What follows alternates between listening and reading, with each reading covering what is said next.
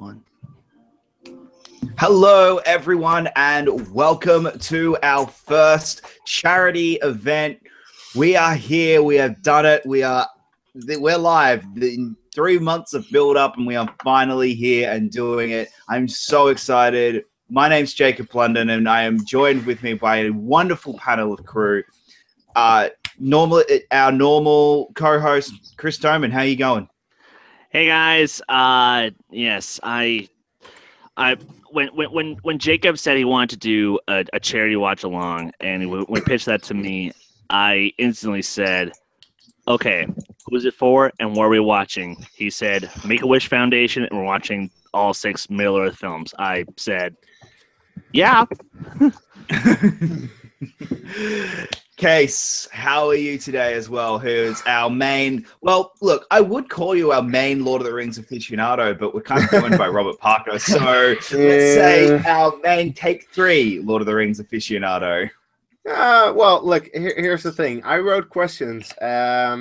He didn't get stumped, though, in this match. Okay.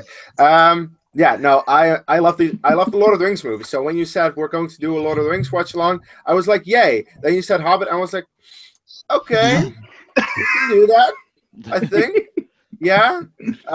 Sorry, I just don't love the Hobbit movies as much as Lord of the Rings. I still like parts of the Hobbit movies, especially Desolation of Smaug, and I'm looking forward to watching Unexpected Journey with you guys. I'm looking forward to this event. It's going to be great. So let's make it great, I think. All right. And we are also joined by the founder of Take 3 Productions, Harvey. Ooh. How you going? I'm doing good. I haven't seen this movie in like ages, so I'm looking forward to watching it again. Yeah, I hope it's better than I thought it was. That's fair enough. We're also joined by our other Take 3 member, Chris Clark. How are you? This is going to be a great marathon. These first 3 don't necessarily have the best reputation, but I think they're fun movies, and it's for a fantastic cause, and this is going to be a rocker, guys. We're going to rock this sucker tonight. We're also joined by wonderful special guest, Jen. How are you? I'm super excited because I actually like this one. A lot of people don't, but I actually like Unexpected Journey. So I came to the sad realization today that I don't own a Lord of the Rings shirt, but I do have my fellowship pin and my elf ears from when I used to do it in Halloween. So I am already good to go, super psyched. All right. And we're also joined by some of our wonderful donors. Marc, how are you? I'm doing great. Thanks for inviting me to join in on the watch along. Thank you so much for your donations to this cause. It's been fantastic so far. And we are also joined by the winner of our Middle Earth event earlier, who has also donated a lot already as well. Robert, the Hobbit, how are you? I am fantastic. I've been waiting for a very, very long time. I know many other people on this panel don't love the Hobbit movies. I am here to show you guys and hopefully at least change some minds on that. There really are some enjoyable parts, especially in the Hobbit movies. And yeah, I'm very, very excited for this. Thanks for having me on. All right. And so today, guys, we are watching An Unexpected Journey. That will be in this video. And then after this one, we will have another video where we will be watching The Desolation of Smaug about 10 minutes later at roughly 9 p.m. Eastern Standard Time, depending on how long An Unexpected Journey goes for. But in the description below, the whole reason we are really here, in the description below is a link for a CrowdRise page. If you can and are willing and are able to, please donate as much as you can for the Make-A-Wish Foundation America. We are trying so hard. We have been able to reach our goal before we've even started, which I am just absolutely insanely thrilled over. I am so thankful to every single one of our fans and everyone who has donated it already. Woo! So let's get to $1,000 now. Like we won $500. I thought we could make it, but I didn't think we'd do it before we started. Let's get to 1,000 and beyond. And so, guys, any last thoughts before we start, or do we just start this? I do have one quick thing I want to say, and this is going off of Robert for just 1 second here. I've seen each of these Hobbit films once. I have not gone back and seen them since.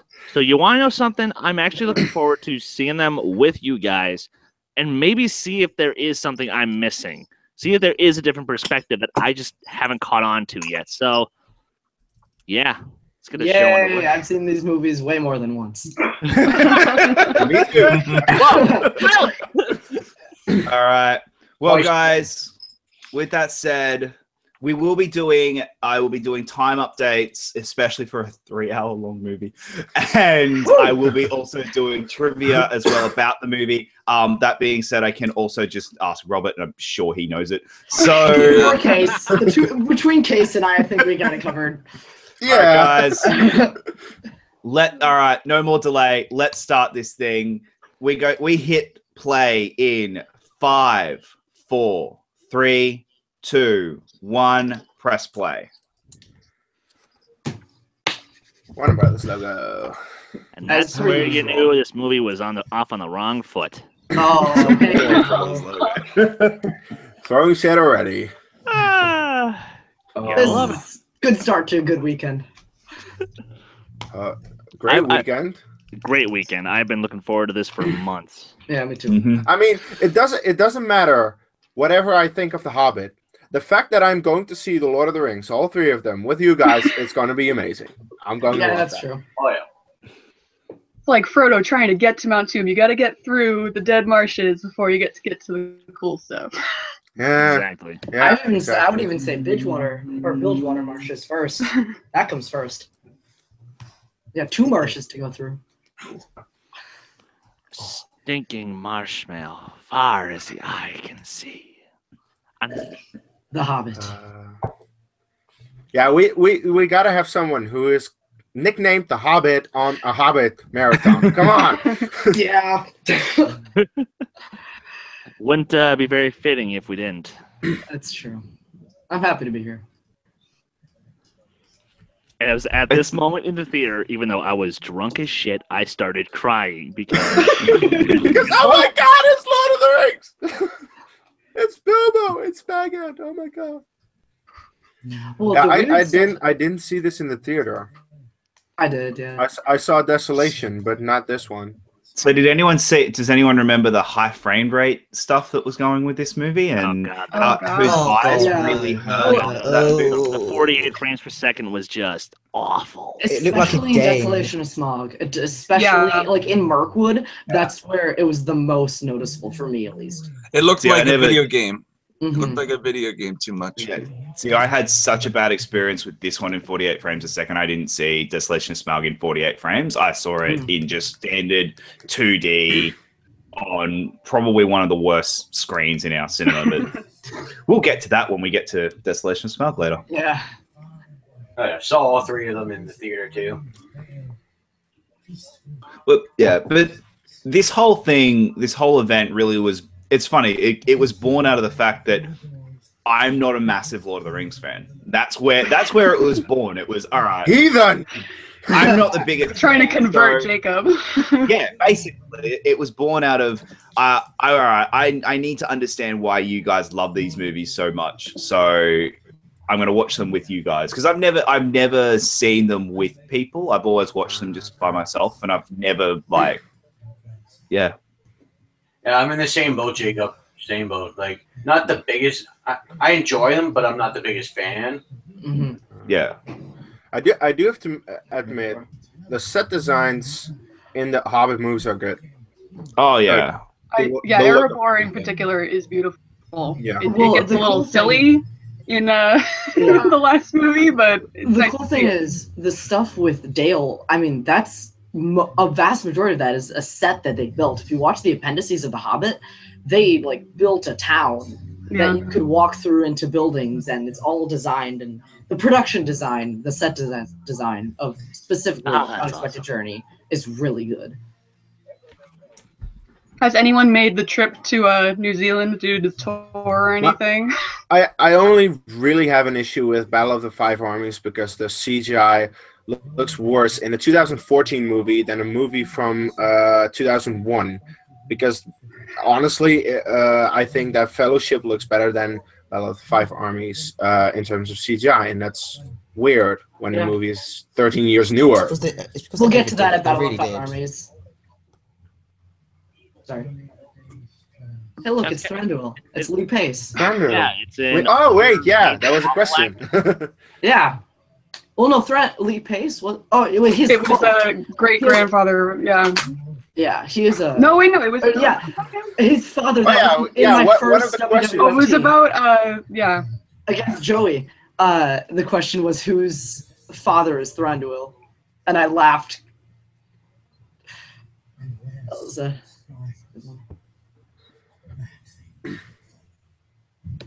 Dragon sickness. Oh, look, plot contrivances that weren't in the book.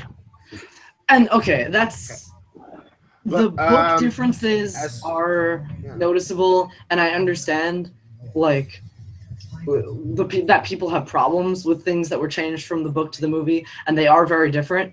But I don't know. I personally like a majority of the changes that they made. I don't like the biggest one is obviously Azog, and the fact that now they actually have an antagonist, but I think that was kind of necessary. I don't know like exactly the way it was done, but I thought it was necessary.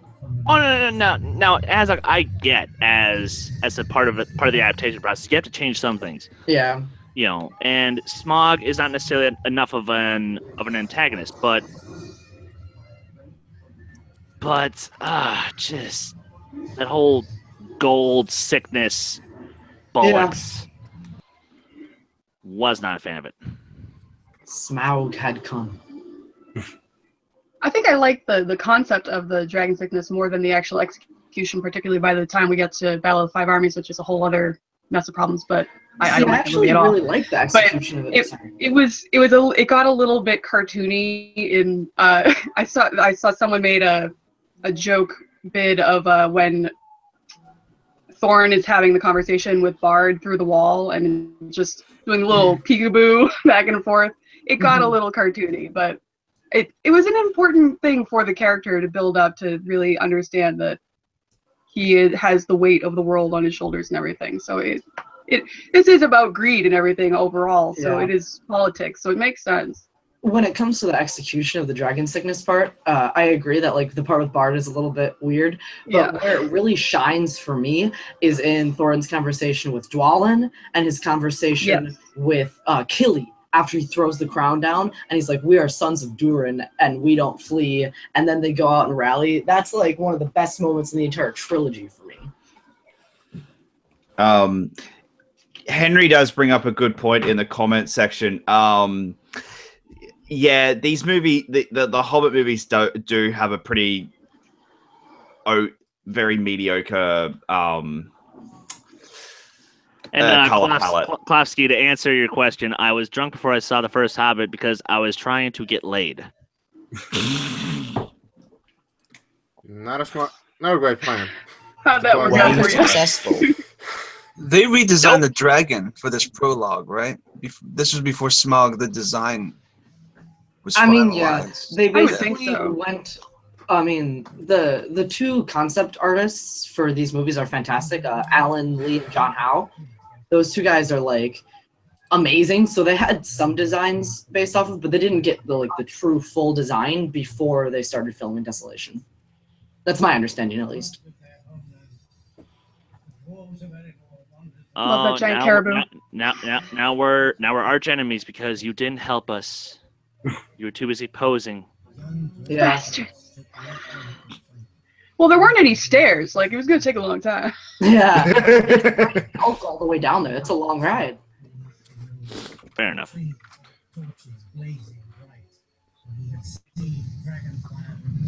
Can we just comment on how amazing Ian Holmes' voiceover is at this part? Like, I just think Ian Holmes just amazing. Period. His voice it was a brilliant idea to have him come back to this. Yeah. Mm-hmm. And it was a great way to bring him back in and not have it feel fan servicey. Yeah. Yep. Yeah. It's necessary. Yeah. Whereas the Elijah Wood little pop in is that is fan service. That is all fan service. Yeah. He didn't need to be in this movie. But considering how much of a fan he is himself, like, I'm totally fine with it. Yeah, it doesn't bother me. Or Legolas. I also like this revealing shot of the Shire. Just the Shire. So happy. Because you can see the tree on the hill and Bag End and all that. Yeah. Just let me see this one more time, please. There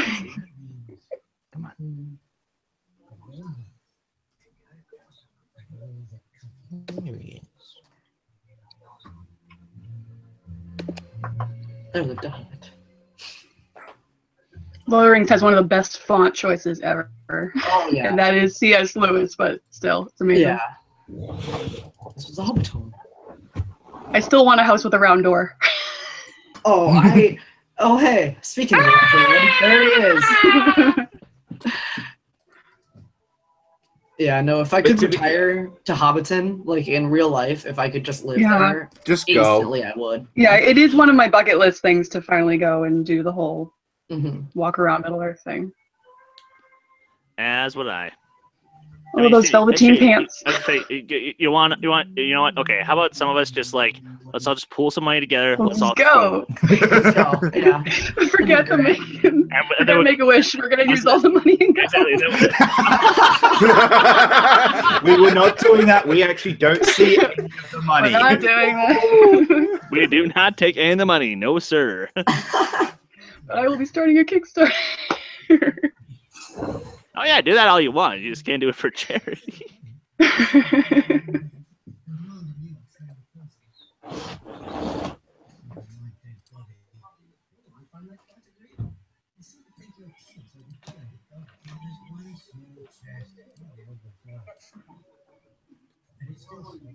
Belia Sackville Baggins. Let's say, yeah, fuck the Sackville Bagginses. No one likes them. Nope. I met someone named Underhill last week, and I. Oh, that's laughed in his awesome. face. Actually, I went to school with a kid named Underhill, but he was a little shit, so I never gave him the pleasure. Taking precautions.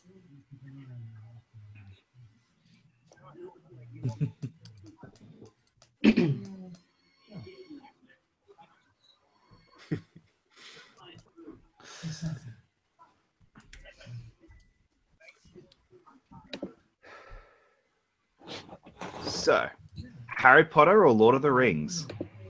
Lord of the Rings. Lord of the Rings. Lord of the Rings. I love that. I knew Jen would hate that question. I knew Kees would hate that question. I might have to go with Harry Potter. A couple movies. I think I actually enjoy the Harry Potter books more, but I like the Lord of the Rings movies more. I second that. Yeah.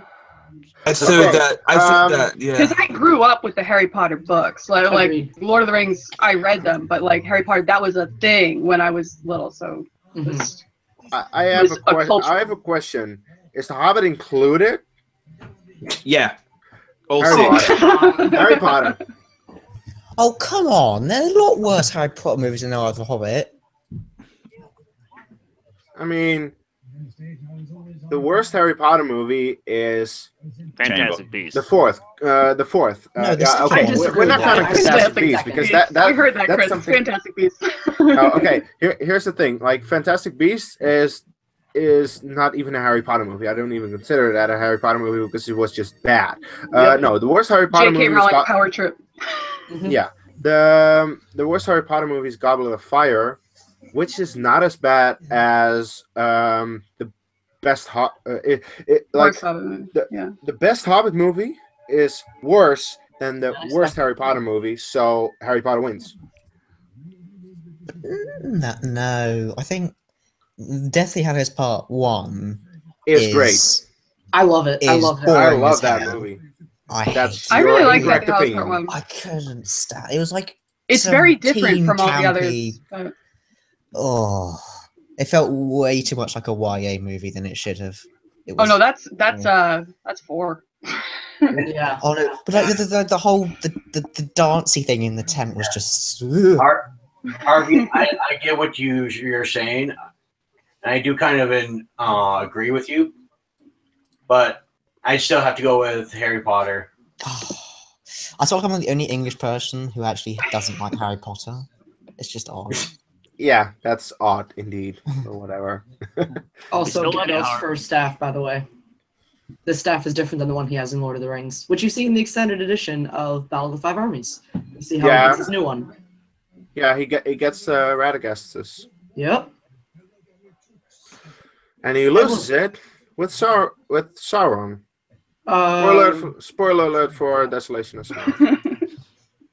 I will admit, for as much as I think the first Hobbit trailer for this movie, for this Hobbit, is one of the greatest trailers I've ever seen. Like the initial Comic-Con one? The initial teaser of that shot there of I'm looking for someone to share in an adventure, the song, and then ending on, and if there's a chance you might not come back, is hands down one of the best trailers ever made. And that got me so freaking excited for this movie. Yeah. As a non-Lord of the Rings fan, that got me super pumped for this movie. It promised that you would be going on an adventure, and it was great. Yeah. And then that adventure was just dragged out too much. Shut up, Kees. No, but seriously, this trilogy would have worked better as 2.5 hour movies. Yeah. Or 2 hour movies. Totally agree. Then it probably would have been great, but it's just milked out too much. There's just too much thrown into it for the sake of making it longer. For the sake of making more money. Yeah. I also How think dare they want to make money? Some of the stuff that most people consider money. Some of the stuff most people consider to be fluffer in these movies, I actually think, I'm going to be the one here. It's going to be like 5v1 on the Hobbit's entire chat. Yeah. But I'm going to stand my ground. I think a lot of the stuff that people consider to be fluffer in this movie is actually an important development into the characters. Because, when it comes to the book, you have 13 dwarfs. Oh, also that symbol that Gandalf is putting on Bilbo's door, may or may not be getting that as a tattoo. That's a different story. That's a different story. But basically, when it comes to the book, you have all 13 dwarves, but it's not really necessary to for each of them to be individuals. Yeah. They're just more as an entity. It's the dwarves. For a movie purpose, it's much more important that you know at least some of them a little more well, which is why you have the stuff with Beaufort. It's why you have the stuff with Bomber. It's why you have more into Dwalin. It's why you have Philly and Killy more distinctified. That's not a word, but whatever. Okay, now I do have a question. After watching all 3 of these movies, why did I still have issues with figuring out who was which dwarf? They ran out of characteristics. Because seriously, some characters are indeed very well done. I really like Beaufort and his relation with Bilbo. I really like Balin. I think Thorin is severely underrated. Yep, you're right. No, underused. His character should have been better. He should have been the protagonist, but he wasn't, and that sucked because. I just don't like Thorin as a character, and that is both because of the writing and because of the performance that Richard Armitage gives. Oh, I think Richard Armitage gives an amazing performance. I love Richard Armitage. Underrated. I also love him in the Robin Hood show. I forget what it's called. Oh my god, yes. I think it's just called Robin Hood, the BBC show. Yeah, he's the sheriff of Nottingham. Guy or whatever, yeah. And he's the only reason I watched that show. And there's a period of time where he's not in a bunch of episodes, and I was like, forget it, I'm done. One of my favorite quotes from the entire trilogy is about to come up. And okay, never mind. I'll wait till it shows up, but it's going to come up soon. All right. Every year, my friends and I marathon the extended editions of all 6 movies together in one day. And one of my friends we've done it for the last 3 years or so, once a year, but right here. That will be the door. That's your favorite. Okay. No, it's one of them. All right. I'm sure you have many favorites. No, it's one of them mainly because one of my friends will be saying that and only that for 22.5 hours. He'll just say, that will be the door. When he's trying to say anything, he'll just quote Dwalin there. Nice. Oh, Santa. Now, I will say Balin is my favorite out of all 13 dwarfs. It's really close between Beaufort and Balin for me.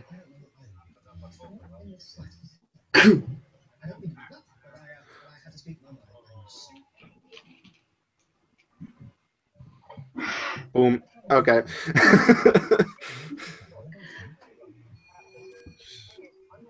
Because, like, a huge difference, I mean, when going back to the whole dwarves, kind of, you have to pick certain ones of them out, and, like, where in the book you don't have to do that.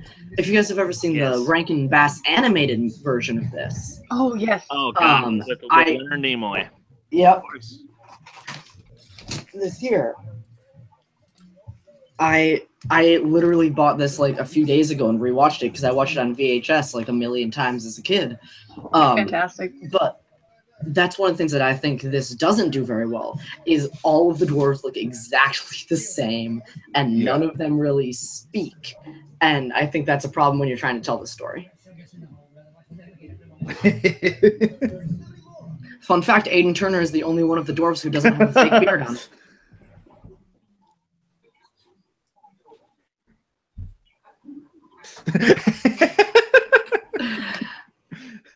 Dino Gordon and Aidan Turner work fantastic together. That's Philly and Killy.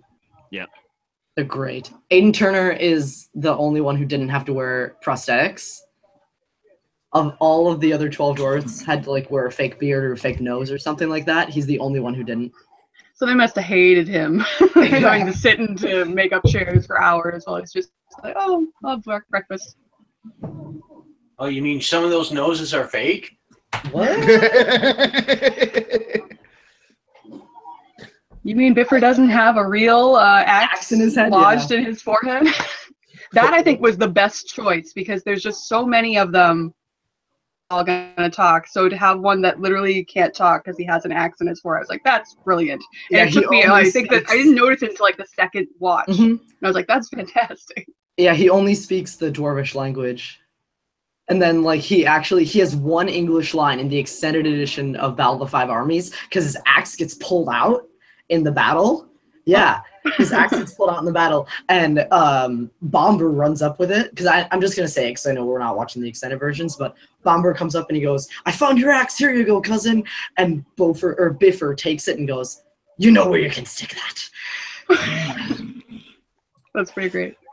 That's his only English line in the whole thing. Oh, I hate every single one of the Oris. Ori, Dori, Nori, I hate them so much. So as much crap as we give most of the characters in this movie, and I think Martin Freeman was an inspired choice. Yes. Martin Freeman is just perfect absolutely Yes. perfect. As perfect Martin as Freeman Ian is Holm always was. the right choice. He's always the right Easily the choice. best. He is one of the best reactors. You know what? I'll say it his right facial now. I'll say it right expressions. now. Martin Freeman is the Ewan McGregor of these movies. Yeah. Yeah. Yeah, only these are better than the prequels. Yeah. Yes. Okay. Okay. As a bigger fuck me. Okay. God damn it. Okay, here's the thing. In terms of the Lord of the Rings, I think the Lord of the Rings trilogy is a better trilogy than the Star Wars trilogy. In terms of the Hobbit, fuck me. Here's the here. If I can assist in making this a little easier if I can help. I think episode 2 and Is Battle of the garbage. Five Armies, for most people, not for me, but for most people, are probably on the same level. Episode 2 and Battle of the Five Armies. I on think the same I would level. much rather watch Battle of the Five Armies Yeah, before watching it. Agreed completely. Now, So, take those two away. yeah. Take Unexpected Journey and Desolation of Smaug versus Phantom Menace and Revenge of the Sith. Okay. Hobbit wins. Yeah, Desolation of Smaug over Revenge of the Sith. Yeah. Unexpected. Okay, Hobbit wins. Okay, Hobbit wins. But as If much as you have I the balls for hate, no, fuck. Okay, I hate Attack of the Clones and Battle of the Five Armies equally. I hate them. No, I hate them. okay. They're terrible. Because look, Attack of the Clones is terrible. Absolutely. It's so boring. It's a bad movie. I will 100% give you that. Although, again, I'm also considering the film making with each film. Yeah, Battle of the Five Armies. In that case, The Hobbit wins easily. Yeah, Hobbits are still better. Like, they both have way too Better much CGI, but there is actually some practicality to Battle of Five Armies. And whereas they're written, Attack of better the Clones acted, better maybe had filmed, better one room. directed. Yeah. Oscar nominations, better music. Okay. Wait, is the song in the theatrical version or not? Yeah, Yes. it's in the Oh. theatrical. Which a lot of people hate, but my thing about the songs I is love the songs. a vast majority of them are It's written part of the by book. Tolkien. Yeah, a massive version of them were from the book, which is why I liked it. I just didn't like the arrangement. Yeah. I think still the arrangement in this is better than the arrangement that they have the songs in this. Yeah. Like it makes sense. It's basically like a chanting kind of drinking song kind of thing. Like obviously it's gonna look a little funny, bouncing around CGI plates, but At some point, we should have somebody jump on IMDb and see if they can test me on all the Hobbit actors, because I don't know if I remember them all. But I want to test my theory. Okay, who plays Bomber? Bomber is Stephen Hunter. Jesus fucking Christ. All right, here we go. see, we don't know all though right, if he's right. He could just be throwing out. Let's do this. Let's All do right. it. Try All me. right, I've got the list up. Okay. Because I've got the trivia up, but I don't need it because I've got you. So, all right. Who plays Thorin? Richard Armitage. Oh, That's I thought easy. you had that. Bolin. Ken Stop. Gollum can start. I asked that in his Oh, yeah, you did trivia too. match. Dwalin. Dwalin is, I don't know how to pronounce his first name. It's like Graham McTavish. That's fine. Biffer. Tavish. Biffer. Yep. Biffer is William Kircher. Boffer. Buffer. Buffer is James Nesbitt. That's both of them. yeah, that's it. Feely. Philly is Dino Gorman. Killy. Is Aidan Turner. Owen. O-I-N. Owen. Oin. Oin. Owen. Oh, whatever. Oin. Whatever. Owen is John Callan, right? Yep. Glorin. Gloin. Gloin Gloin. is Emily's dad. Peter Hambleton. Nori. Nori is Jed Brophy. Dory. Dory is Mark Hadlow. And Ori. And Ori is Adam Brown. Far out, mate. Well done. And I thought I was cool for actually knowing all the dwarves' names. I don't know any of their names. I'm already happy that I know all 13 dwarfs. Yeah, I was totally fine with that. Yeah, when I remember when the movie I came know out. both dwarves' names, but damn. You gonna put them together? Yeah. I remember when the movie came out, there was a shirt that like had the silhouette of all the different hairstyles, and I was like, "Oh, that's awesome!" And I was like, "I can actually do it!" And people thought I was like a witch when I was in the store.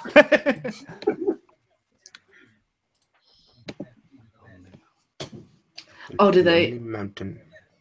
Oh, I don't remember if they mentioned it, but Kees, when I rewatched all these, like I was trying to get in your head, and I'm like, man, what would he ask a trivia question about, right? When I was preparing for the quiz, and so that was like, I know you love Oscar questions, so I studied up on all my Oscar stuff. I know you did.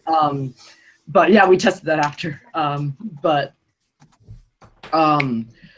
So like all of these, I was paying like really, really, really close attention, and I think we missed it, but Killy asks about the other dwarf, like the dwarfs from Ered Luin, which are the Blue Mountains. And I thought you were going to ask about that. So, like, every single little location or little tiny name, like, I had to watch them all with subtitles. And, like, Yeah, I ready. didn't make them that obscure just because I thought that might be too mean. Oh, I would have Apparently not. I was ready. So,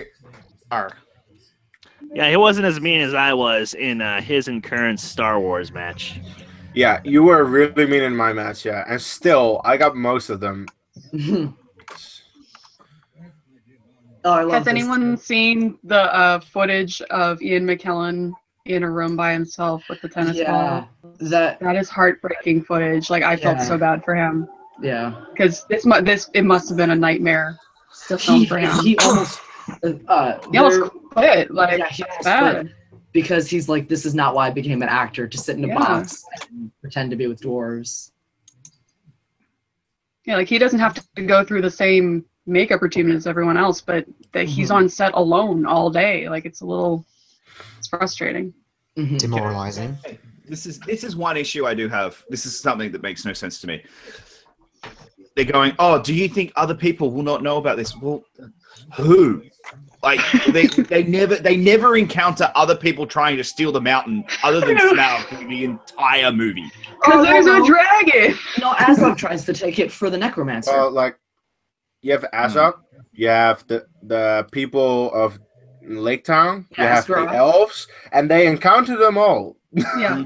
So yeah. No, Jacob has a point because no one goes after it until they realize someone's making a move. But that is kind of like Tolkien. He's very political in the way that he sets up his stories. It's if someone sees an opportunity, other people are going to go for the same opportunity. Yeah. Well, the thing is that the people of Lake Town just don't have the means to defeat a dragon. The elves also don't, but they don't really care because they have a good elven kingdom in Mirkwood. Then the dwarves are the only ones that would really want that, and they have Azog, and they admit themselves that they are kind of starting up. They're not there yet, but now that the dwarves are going, they're like, oh, okay, we maybe need to do something about that, and then they actually do something. But still, nobody up until this point was really ready to go there. Yeah. And then jumping to the next movie, but the fact that we waited so long and tried so hard to get at least these 14 people to go into Erebor, and then at the last minute they're like, "Oh, Beaufort's not here. Forget it. We'll just go." Like that drove me nuts. I was like, "You need every last man," and they're like, "Oh, we'll just leave him. We're good. They'll catch him later." He says he's an expert.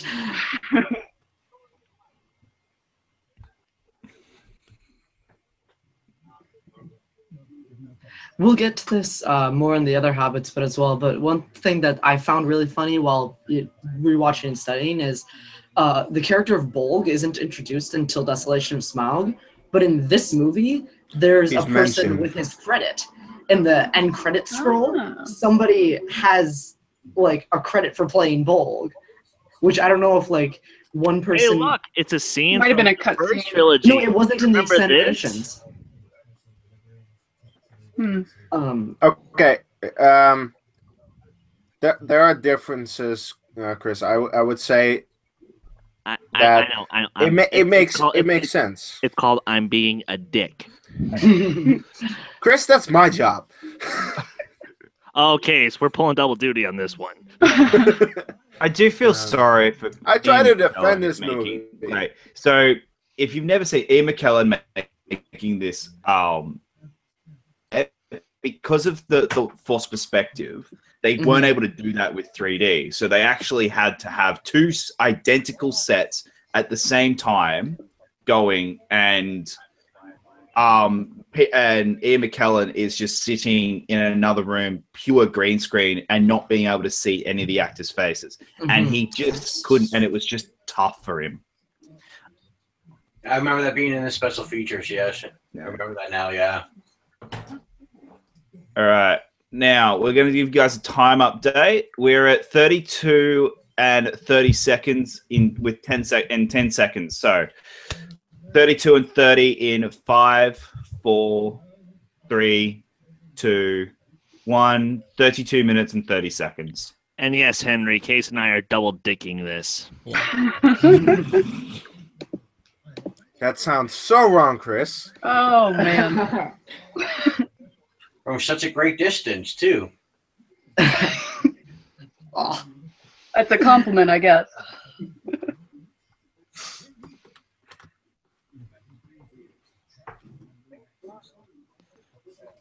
Very helpful, Beaufort. This is very helpful, Beaufort.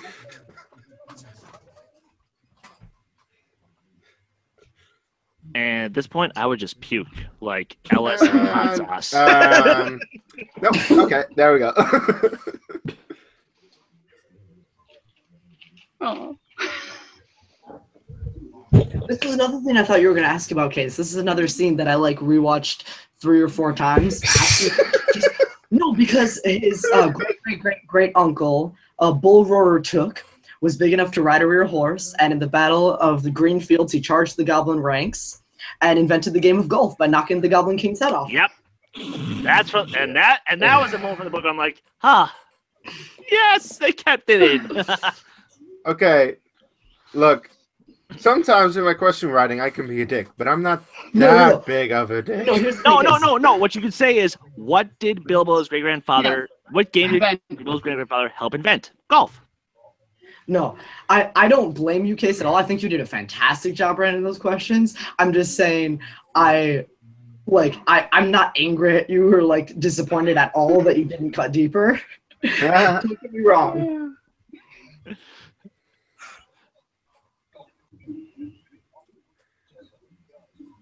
Yeah, probably the deepest question that I wrote for Fellowship. What was the date that Frodo wakes up? I should have asked for the time as well. What is the time and date that Frodo wakes up in Rivendell? And I will answer that when we get to that movie. I was gonna answer it right now. No, we'll save that for Fellowship. Yeah. And it's Well, 10 they o'clock also- in the morning on October the 24th, if you want to know. Oh, you son of a! Come on! Because Bilbo also starts. He says the date he starts writing the book too. It's September 29th. In Fellowship. That might be in the extended edition only though, but we'll see that later. Your people's obsession with dates boggles my mind. It's like you keep captain's logs and you actually like pay attention. I don't care. Everybody's a Scott Mance. Yeah, can I just say I find it hilarious that the two champs of two different leagues right now are sitting here and they're the ones who just who actually really don't care about the trivia part of this movie. They're just like, let's just watch the fucking movie. I don't care about numbers at all. So whenever a number question comes up, I'm like, nope. Here's the thing. I would be champ if there wasn't in a geekdom category. I'll fight you guys. You can fight me all you want. Yeah, no, I'm glad to. No. Seriously, if we ever do an inner geekdom match, you and I is the first match. But would James Bond be a category? Yes. Oh, then I'm done. Yes. I'll take anyone. James plus, Bond. Robert, no offense, but I mean, and shit, this is where I have the both of you. Star Trek, I own. Yeah. And that's the only category that you really can beat me at because I know I don't know Star Trek that well. Yeah. Whereas everything else, we're pretty evenly matched, Case. We're pretty evenly matched, yeah. I'm better at Harry Potter and Marvel. Yeah, and then I got you in DC and Lord of the DC and Rings. Star Trek. And Star Is Trek. anybody else good at soundtracks? I can kind of do soundtracks, but I cannot do scores for the life of me, unless it's Okay. John Williams. This is something that I was like not gonna tell you guys, but I've been when I talk to like my competitors and stuff, is like I took a class in film music in college. Like Nice. scores and soundtrack is not a weakness of mine. I went to a music school. I Yeah. had 3 film classes, Yeah. and one of them was strictly on scores. So Mhm. Yeah. I might know what Oh, this is. by the way, this is the best song in the entire Hobbit. I love this song so much. Shit, this is one of the best. This rivals one of like the Lord of the Rings scores. Like it's So, why do you I think loved this it. was for the trailer? Actually, yeah, Over any music I could have used, this is what I I'll used. just shh for 1 second. I want to soak this in.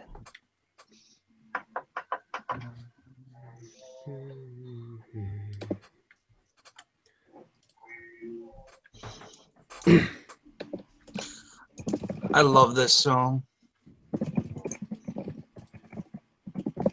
Misty River.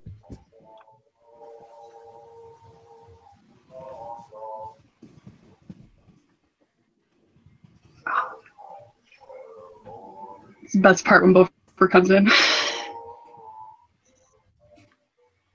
Well, James Nesbitt, who plays Beaufort, is like a professional musician, just like Billy Boyd was. That's one of the reasons he was hired as Pippin. Was this song in the book? It was Yes, written by but- Tolkien. Yeah. Yeah, they have to write the whole the score to it. So they had the lyrics, but they didn't know where to go with it, and they went in the perfect direction. This is the theme of the entire movie, too. Yeah. Boom, Yeah, boom, it's amazing. boom. The first time I saw the movie, I was like humming it for like the next 2 weeks.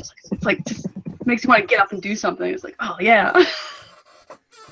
Dun, dun, dun, boom, doo, doo, doo, dun, doo, doo, doo. And that is why that was the music used for our trailer. Because it is so perfect. What's better, that or the Fellowship theme? This. I feel like this has more power to it. because they use it throughout. Like there's a reason they use it with the throughout. Fellowship theme. The main Lord of the Like Rings theme with that. The Hobbit theme. The theme of the show. Oh, Fellowship. No. Fellowship by a mile. I actually have to give it to the Hobbit. Are you kidding No. me? Dun dun. It's so much power. Dun, Yeah. dun. Thing is, And it's They- used in different ways throughout Yeah. because they keep repeating it, so it has different feelings for different moments. Howard Whereas Shore- Lord of the Rings, like there are so many different parts of the score to the Lord of the Rings trilogy that it's easier to even out the Fellowship theme. Whereas this is it's like the one and only. So that's one of the things Howard Shore does really well. Even like before he Lord of the Rings, like one of his most well-known movies he did is Mrs. Doubtfire, which is like crazy, but good score. yeah, Good score. what he does is he uses, I mean, I don't know how much, I don't want to go too in depth on like film music here, but he uses leitmotifs really, really well, which is basically when you take a theme that represents like a person, a place, an idea, something like that, and they repeat it in different contexts, in a different tone, whatever.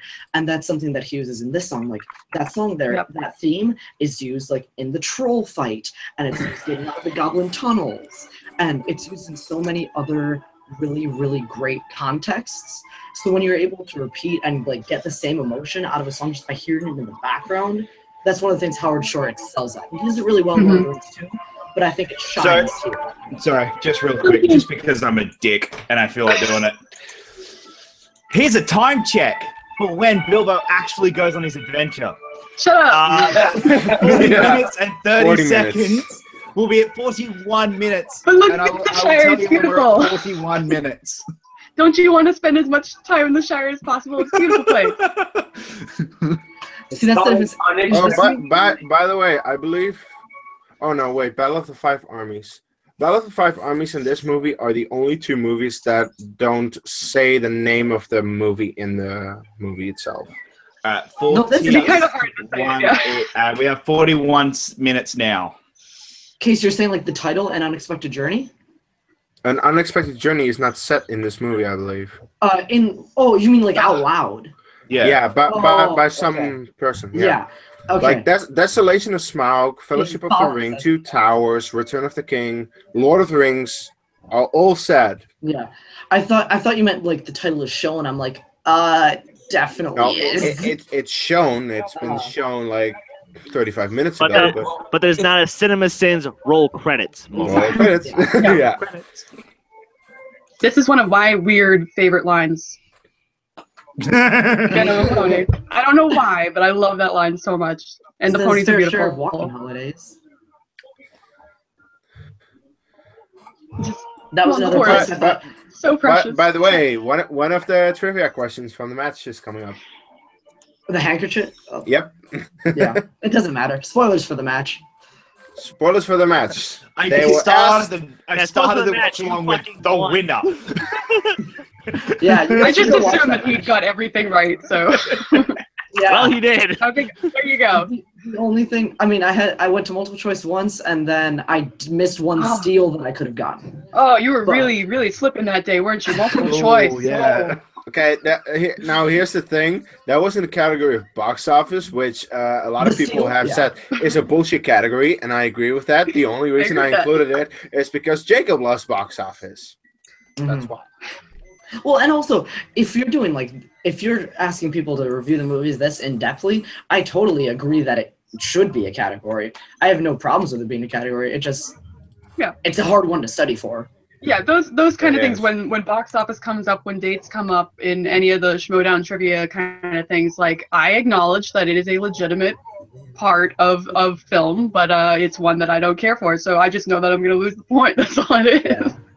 But if you don't count steals, then I didn't get anything wrong. So I just really want to answer one of Henry's questions in the chat. Why the fuck did Bilbo suddenly decide to join his adventure? Because when he woke up, he realized just how everything was now back to being immaculate and how boring it was. And that's why. And he's like, nah, I am bored.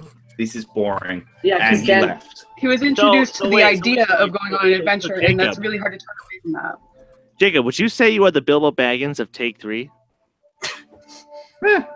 yeah. Maybe. Well, because again, Gandalf was like, the world isn't in your maps and your books, like it's out there. Experience life. Go, like, not to quote the trailer for the Glass Castle, but you learn by living. Like that's the reason that Bilbo really did. Gandalf understood that there was this fire within Bilbo to want to go out and explore the world, and he just knew how to fan it correctly and get him out of the house. Hey, look, it's Minty the pony. They haven't named her yet, I don't think. There we go. Or Myrtle.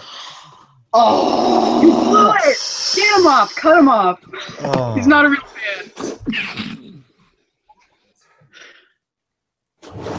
Got the name of the pony wrong.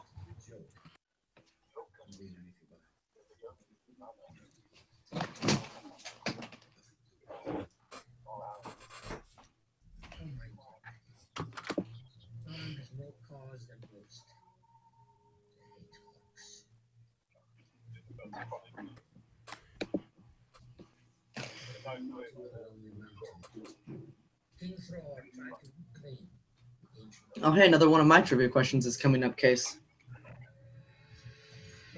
Wait, yeah, why Thorin is called Oakenshield. Yeah. The Battle of Azanul Baizar is the name of the battle outside Moria.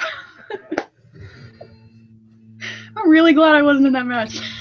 I would have just been really depressed. Moria. Dwaro Delph.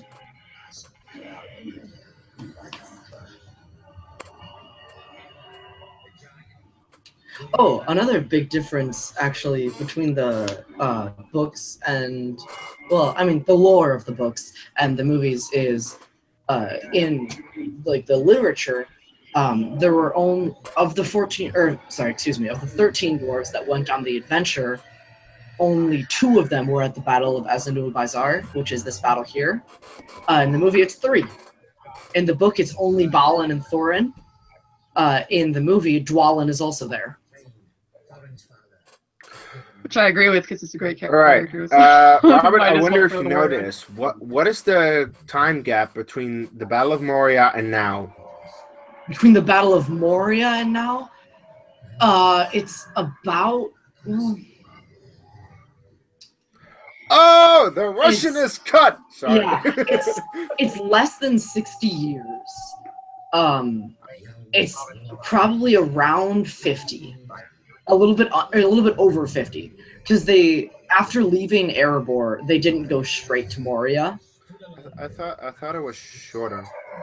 No, because it's quickly after Smaug takes Erebor. I could be wrong. I've been wrong before. Russian is cut now. Yeah, that's my understanding. Is that it's quickly after Smaug takes Erebor, a couple years, because a vast majority, like at this point in time, the other 11 dwarves aren't born yet. The other 11 that go on the journey aren't born.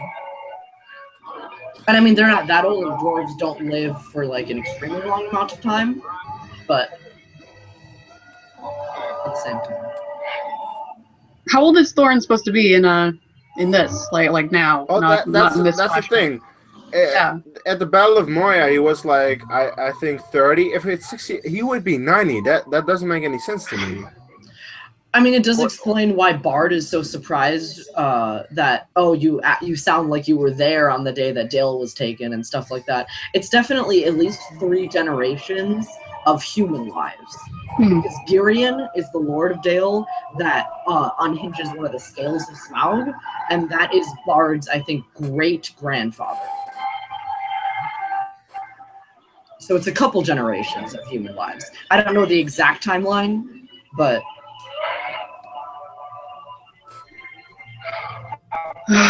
Damn Lord of the Rings and their attractive nonagenarians. Making me feel weird. Oh, by the way, Manu Bennett plays Azog, in case you guys wanted to know. Yep. What's Deathstroke on Arrow? Yep. He's a big, beefy guy. Yeah, Conan Stevens is the name of the guy who has credit for Bolg in this movie, even though we don't see Bolg in this movie. Okay. Hey, look, it's Balin crying. I like that mohawk for Dwalin Mhm. that he will eventually lose. Yeah. Oh, that hero shot. It's perfect. Yeah. It feels like I'm watching Guardians of the Galaxy with how many hero shots there are. But it makes sense because this is them telling the story. This is what you're picturing. You're gonna picture a hero shot when you're hearing a fable. Makes sense. That line is actually really important when Balin goes, "There is one I could call king." I guess I don't know if I don't have enough insight into the screenplay to know if it was intentional or not.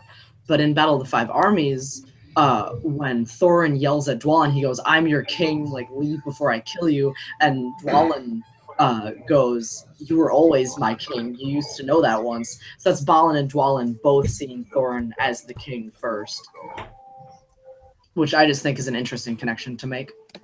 Yep. No, it's an important scene that we just saw there because up until this moment it was more of of the whole history and everything, and everyone else is like, yeah, sure, we'll go get this place back, but now you know the full history, and that's really building the Thorin character. It is perfect. Mm-hmm. And now we have this.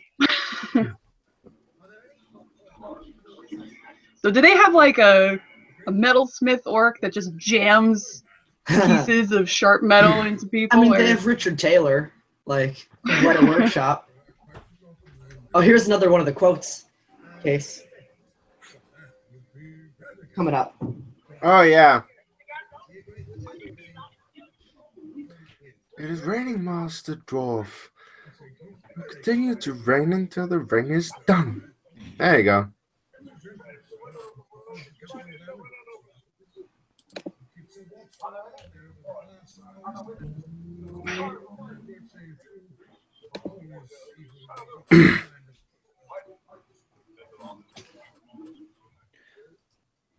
You know, I've quite forgotten their names. Saruman, See, even Gandalf can't remember all the names.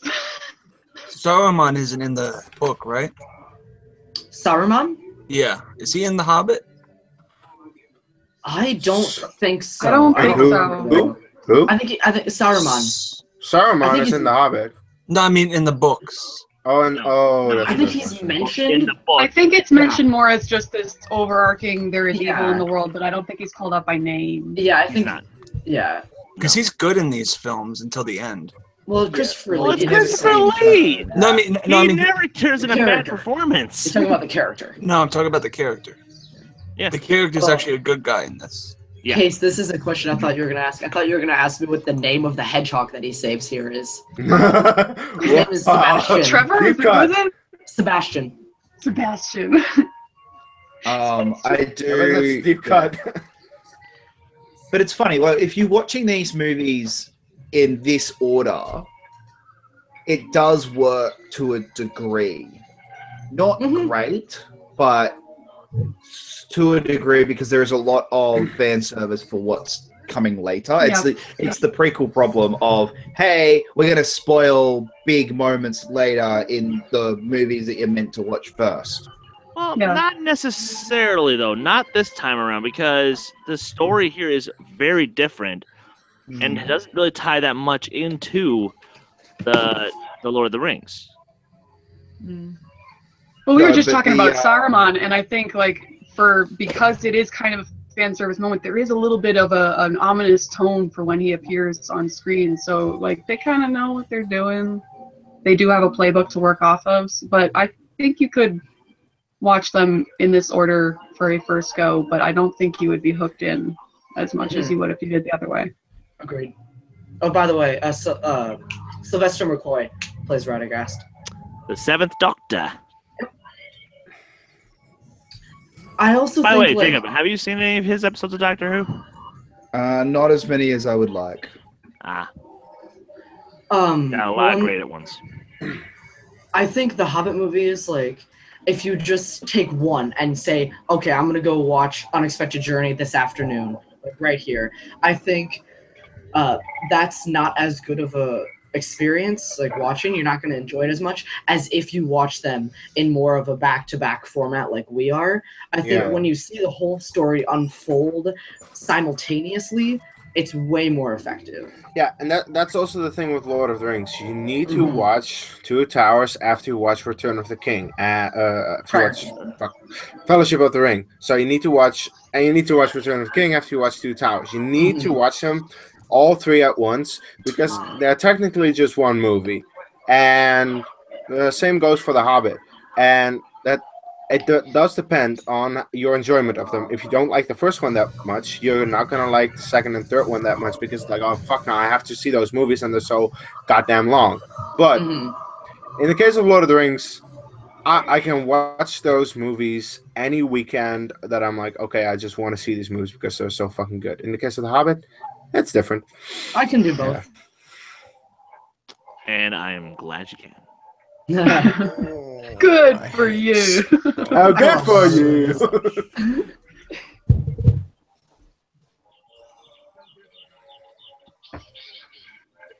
Bloody 8 spiders.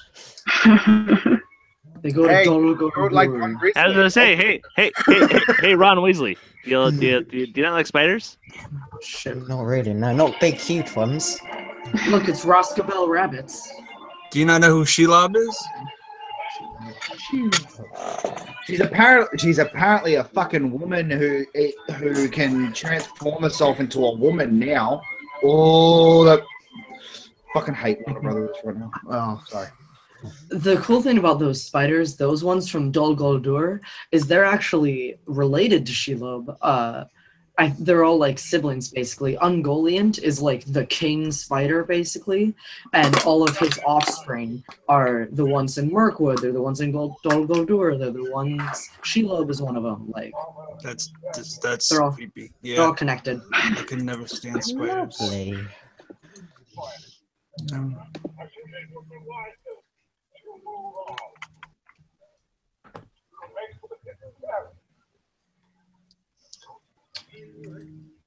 Oh.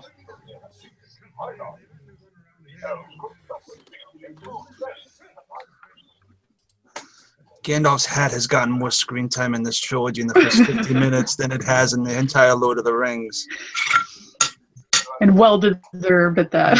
I mean, come on, who doesn't love the hat? He loses it like 15 minutes into the movie and he never gets it back.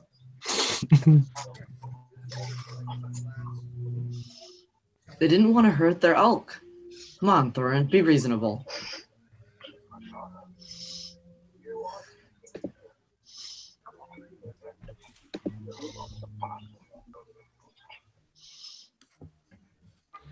Remember, kids, racism is bad.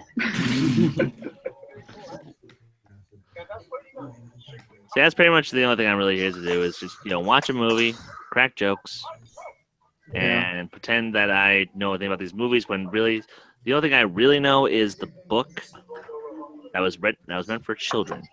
Yeah. Yeah. Fun fact, I actually enjoy the Hobbit book better than the Lord of the Rings books. The Lord of the I Rings do books, too. it's very convoluted because of how they structure the I timeline. do love And both. yes, fair enough, because the Hobbit book is phenomenal. Yeah, I love both, but I prefer the Hobbit to Lord of the Rings. Lord of the Rings Fair just puts different. It gets confusing after a while. Kids, quick! Yeah. Which are the two horses that are missing? Wait, what? The two horses that are missing right now. What are their names? Mindy Nope. and fuck. Daisy and Bungo are the first two. Myrtle and Minty are taken second. Oh, I was thinking. Look, I'm not that good with my No, it's Hobbit okay. trivia. I have to. I know some Hobbit, Yeah. but not all of it. So I have to show off while I can. I'm sorry, guys. Dude, you are more than welcome to. You deserve it. Give you all the credit world for being so passionate.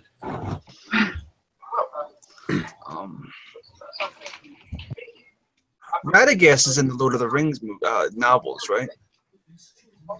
I feel like he No. appeared. I I thought he might have been mentioned. Yeah, I think they mentioned that there's a broad Mentioned, wizard. not a full-on appearance. because Yeah, I could he's have show up. sworn that he gave. Just because they're mentioning the wizards, I think just Yeah, you're right. You're right. Mhm. Yeah, but I think he gave Gandalf the eagles. I think. Well, the books go way more in depth on the eagles. Like Yeah. they name all of, or they name like 3 or 4 of the eagles that come to help them, which are not named in the movies. Whereas the screenwriters are just like, oh, they're just a device. We're good. Yeah. Well, what I find really cool is the 3 trolls here are actually voiced by 3 of the Hobbit actors, and they also do the mocap for them. So Peter Hambleton, William Kircher, and Jed Brophy. No. Sorry, Mark Hadlow. Those 3 are the 3 that. So which dwarves are they? So that is Bifur, Dory, and Gloin. Are the 3. That's nice, considering they really don't have a lot to do as those are the dwarves when they stand around. Yep. They do all the voice acting and mocap for the 3 trolls. Also, when the troll shaw fight breaks out, we'll hear that wonderful leitmotif again. By the way, guys, we're coming up on the 1 hour mark, and when Jacob is not here, I'll do the time check in actually 10 seconds. We're at 1 hour in 5, 4, 3, 2, 1. We're at 1 hour right now. If you needed a time check. 1 hour in, we got a Three Stooges act.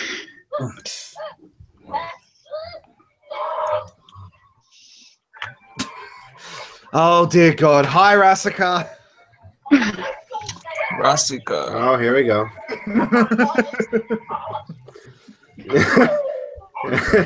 Yeah, wrong movies, Rasika, but thank you for trying. Oh, Rasika, you be you.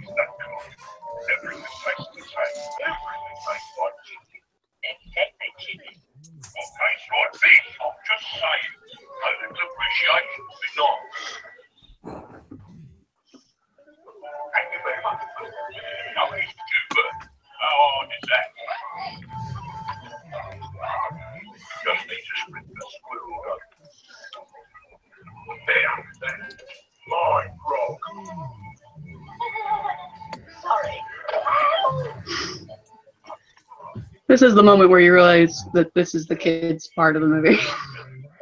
Yeah. This is... Okay. I feel like this was in the book too. Oh yeah, this is like straight out of the book. Yeah. They're being And I remember I faithful. had a video game for The Hobbit, and there was like a whole one of those like surveillance kind of levels where you had to sneak around and not get caught. It was funny.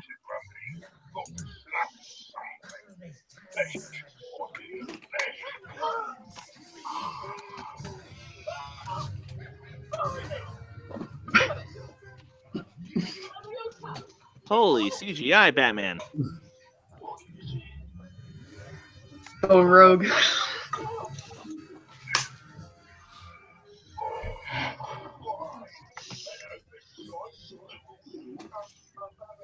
And Robert, can you name the trolls? Yeah, William, Bert, and Tom. Yep. Such vanilla names for trolls. Yeah. Well, they're trolls from the Etten Moors, which is the mountains that they come down from. Gandalf mentions that in the next scene. I just saw the subtitles.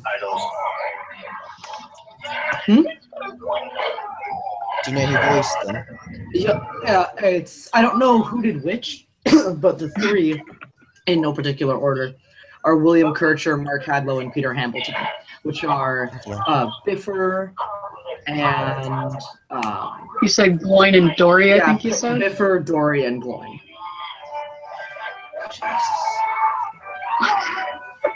He's a witch.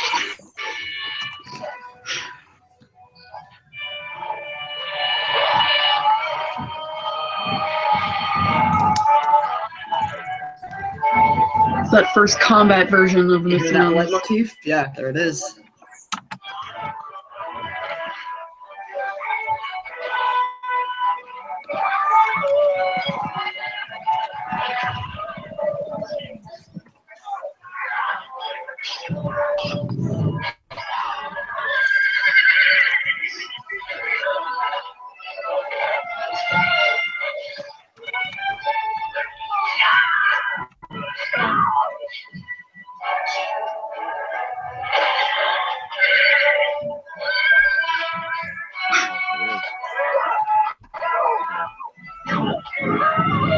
story. Yeah, this is a real like CGI mess. This scene. Dude, yeah. This one doesn't bother me as much as the this escape doesn't from the bother me at all. goblins. Yeah, This the one goblins I'm are okay worse. with. The one the escape where it's just like untouchable Rube Goldberg kind of machine getting out, it gets a little silly.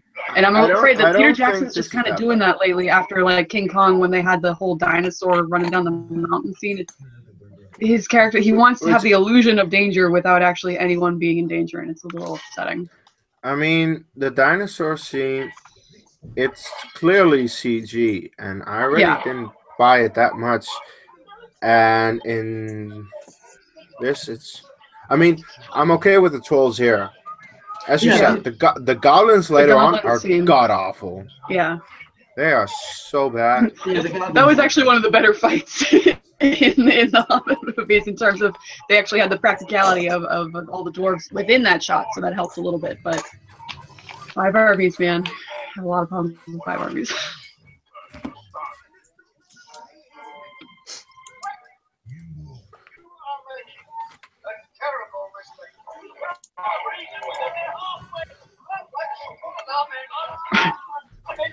See, Dory's just ready to die. Doesn't even want to try. Yeah. Bunch of racists.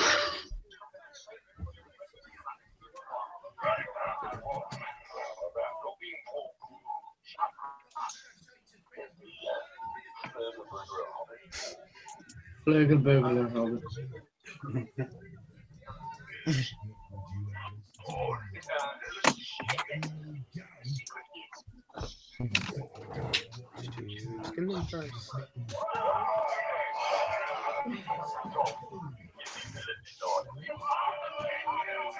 My friend that I talked about earlier who quotes, "That'll be the door," his other thing is, "Tom, get my Fullerton knife." Those are just 2 quotes that he says for 22 hours straight while we marathon the extended versions of these 6 movies.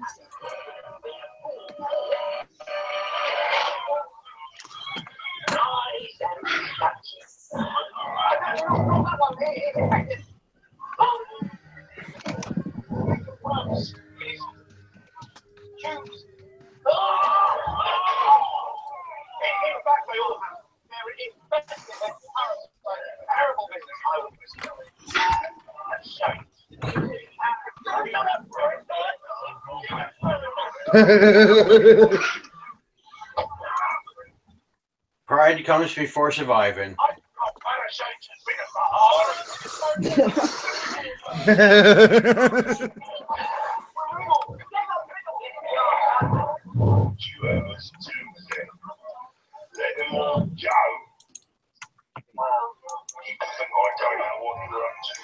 Yeah. Sorry, I just completely for a second there.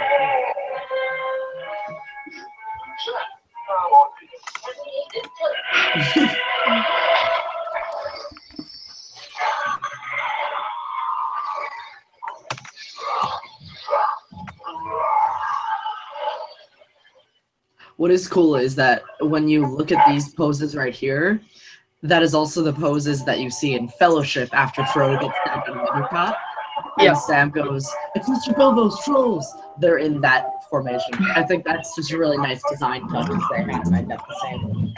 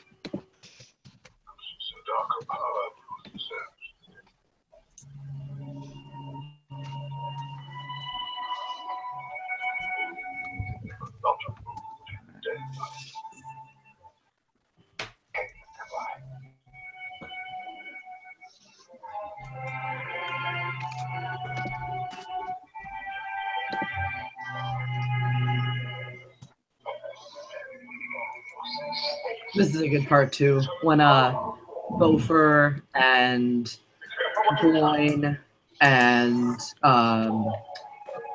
who's the other one? Oh yeah.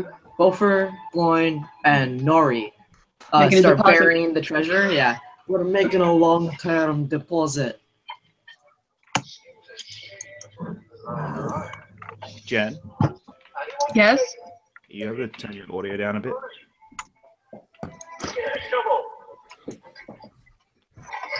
Sweet. Cheers. Appreciate it. Thank you. All right. Getting a copyright claim is not what we're going for today. But it is not this day. Oh wow, nice. This day we make money. For charity. For charity, yeah. Say we're not having a replication of the Pacquiao horn fiasco. Oh no! Oh, definitely not. Sorry, Jacob. I had to. The worst part was we didn't even have the audio at that point. Like it was just someone just saw Pacquiao and Horn and went copyright claim. Oh my god. Lamdrin. Oh yeah, I also love how they get the introduction of Glamdrin and Orcrist. I think that's great.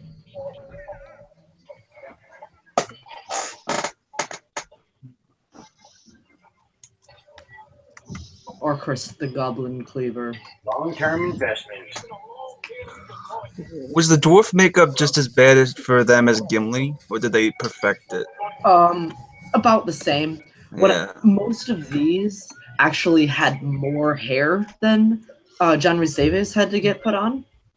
I mean, I know when just from watching like the appendices and stuff like that, I know that going like out on location versus Lord of the Rings versus Hobbit, it was a lot harder and took a lot longer for the Hobbit because, you know, weather conditions changes all of their prosthetics. You know, if it's too hot, the glue will start to melt off and all that kind of stuff.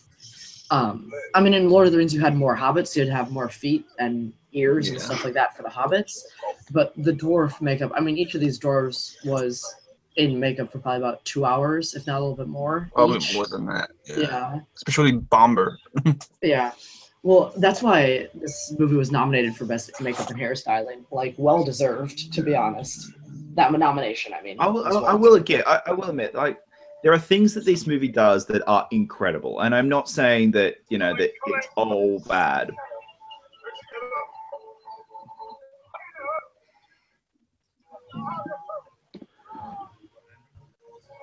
One thing that actually does bother me about the Hobbit movies is in this, Stain glows when it's orcs or goblins. In Lord of the Rings, they only say orcs. That's just a tiny detail that bothers me a little bit.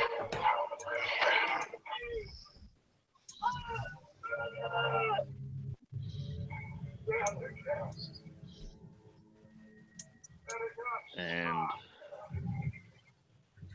oh boy.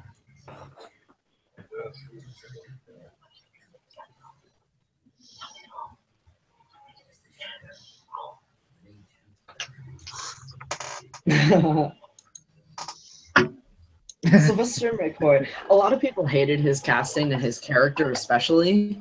I just think, from a comedic standpoint, I think he's fantastic.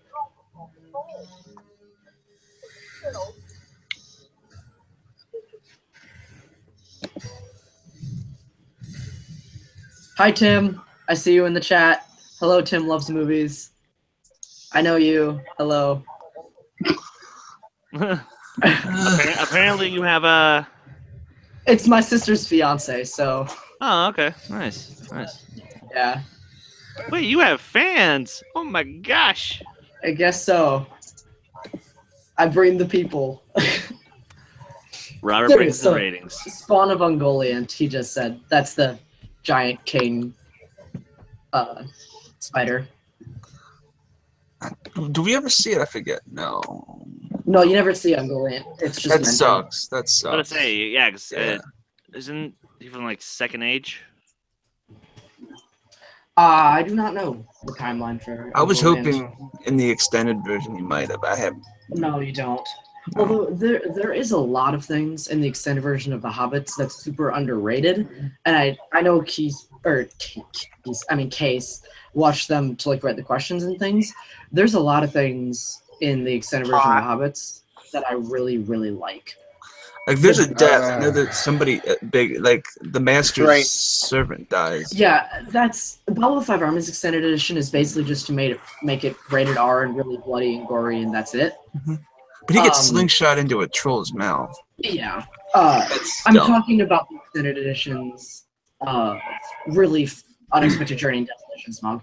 And there's a few scenes, like not battle scenes, there's a few dramatic scenes that were cut from Battle of Five Armies, like Thorin's funeral and moments like that I wish weren't cut. Oh, look, it's Ben Biscuit Cucumber. Yeah. But particularly in the first two Hobbits, they talk way more about the Rings of Power. There were 19 rings made before the One Ring, and they go way more in depth on the Rings of Power. Like Thorin's father, or really Thorin's grandfather, Thror, had one of the 7 that were made for dwarves. And that was a trivia question. Oh, yeah. Well, Thror hands it down to Thrain before the Battle of Moria, and in the extended version of Desolation, you see the fate of that ring. And in the extended version of Battle of Five Armies, we see why Azog kidnapped Gandalf in the first place. It's to get his ring, because Gandalf has the ring Narya, which is the Ring of Fire. So that's one of the big things that I like from the extended editions that were cut, is more into the Rings of Power and really more into why the Necromancer is trying to come back. No, Henry, it was not necrophilia, it was necromancer. That's a different conversation. Hey, Jay! Hey, we have Jay Williams from Sight and Sound hanging out in the chat with us. So, actually, speaking of Jay, love the episode. Appreciated you guys having Kristen on. So thank you once again. That's another good trivia question. Only 2 dwarves of the 13 are ever shown firing a bow and arrow. Which 2? I assume it's Keely. And in Battle of Five Armies, Thorin, on top of the wall, shoots one down at Thranduil and goes, the next one will go between your eyes. Oh, yeah, okay. That wasn't really in a battle, though. That was more of a standoff. No, but it's a a negotiation. Bow and arrow. Yeah, it still fires an arrow.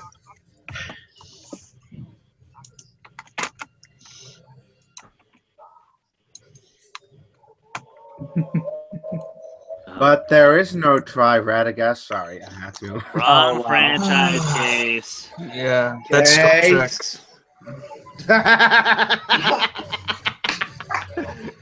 That was good. And Chris found a way to make it funnier. That worked.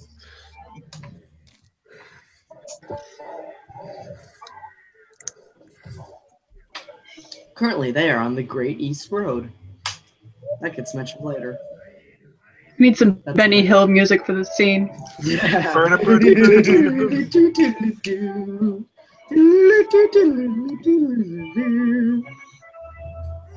Okay, now you want pasted on then. That was bad. That was really, really bad. And again, this scene right here gave me the headache of a lifetime. Oh, yeah. Theaters. Yeah. Oh, yeah. No, what really got me was in Mirkwood when Bilbo lifts up above the trees when he climbs the tree, and you see the butterflies. The butterflies and the orange leaves and everything. Then he looks at the mountain. That shot is what got me. There's a lot of moving pieces in that one. That was a lot to focus on.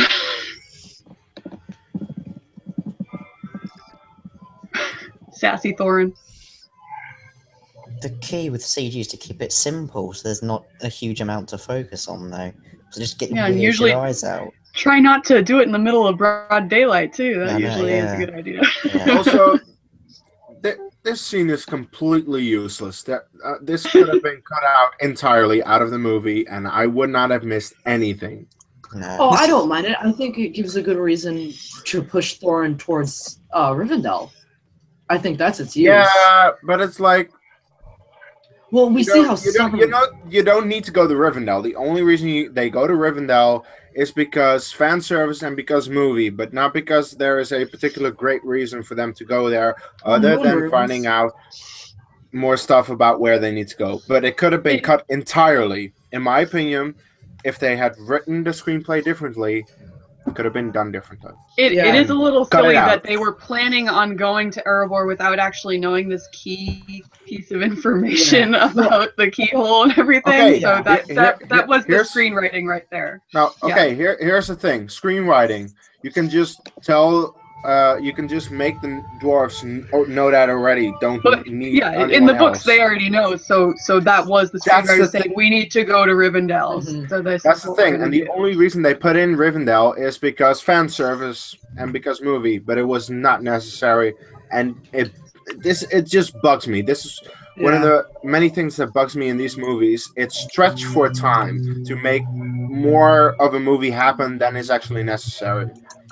I agree that like you could have just had them know the stuff, but I don't know. Like I agree that this scene definitely could have anything to get Hugo weaving on the scene again. So I definitely think it could be had been shortened a lot, but I like that they went to Rivendell. I like because the way that they portray Thorin in this movie is just as so stubborn, as hating elves and all that kind of stuff.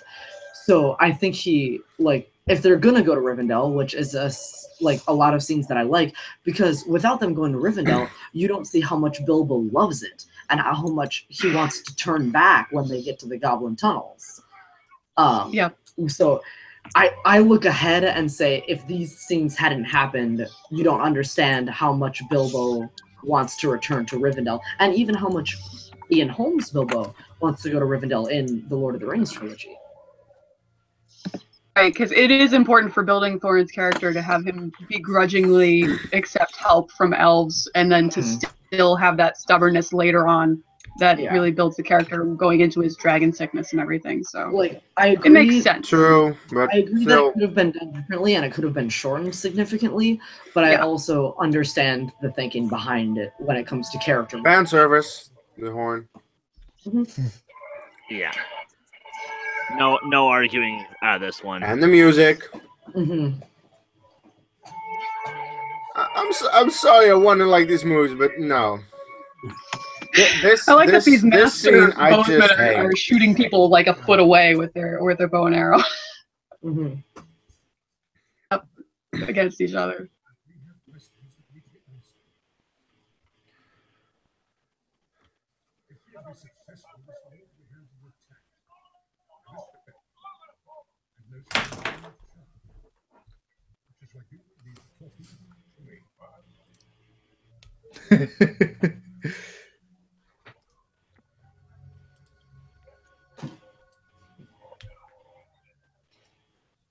Yeah.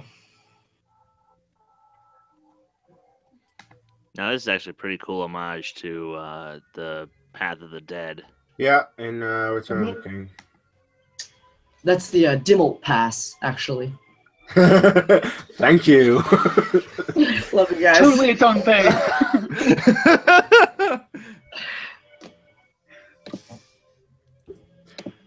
I would have gotten there in about 10 seconds if I had thought about it. Oh, yeah. But I decided to just be, dumb, regular nerd. And No, I see that reveal. And the music. Beautiful, though. Chris Okay, Wentz the music, the shot, yes. The moment you realize why they did it, no. Yeah, I don't know. I think Rivendell, the Valley of Imladris, is... I love it. I love it. Believe me, I do. In The Lord of the Rings, when it actually makes sense. Not here. Well, I think it does make sense here, because you have to understand why Bilbo wants to turn back, and even Ian Holmes' Bilbo in Lord of the Rings, why he wants to go back. Like, he wants to get all the way to Erebor, but he only makes it to Rivendell and just decides, enough is enough, I'm too old. Oh, they just finally caught up with me. Exactly, yeah. Hey? Oh, we're halfway through. That's a long half. They don't even have a plan yet. Yeah. oh man. We're halfway through, and really nothing has been achieved yet. Nothing's happened, to be honest. Don't forget. Outside of Bilbo's left No, yeah. Hobbiton, and we've met the company. If this is a map of Middle Earth, and the Shire is here, they went to there. No, Like, okay. Yeah. That is And fun, yeah. Looking at the Erebor's map, over you're here. like, oh, Lord of the Rings, they're all over the place. Erebor's No, over but, here. okay, to be The fair, walk in the park. Lord of the Rings, Fellowship of the Ring, the moment that they finally go on that quest is 1 hour and 45 minutes into the movie, so I don't fault this movie too much. That's in the extended edition, though. However, think about how much happens before they go on the main quest. That is Yeah. true.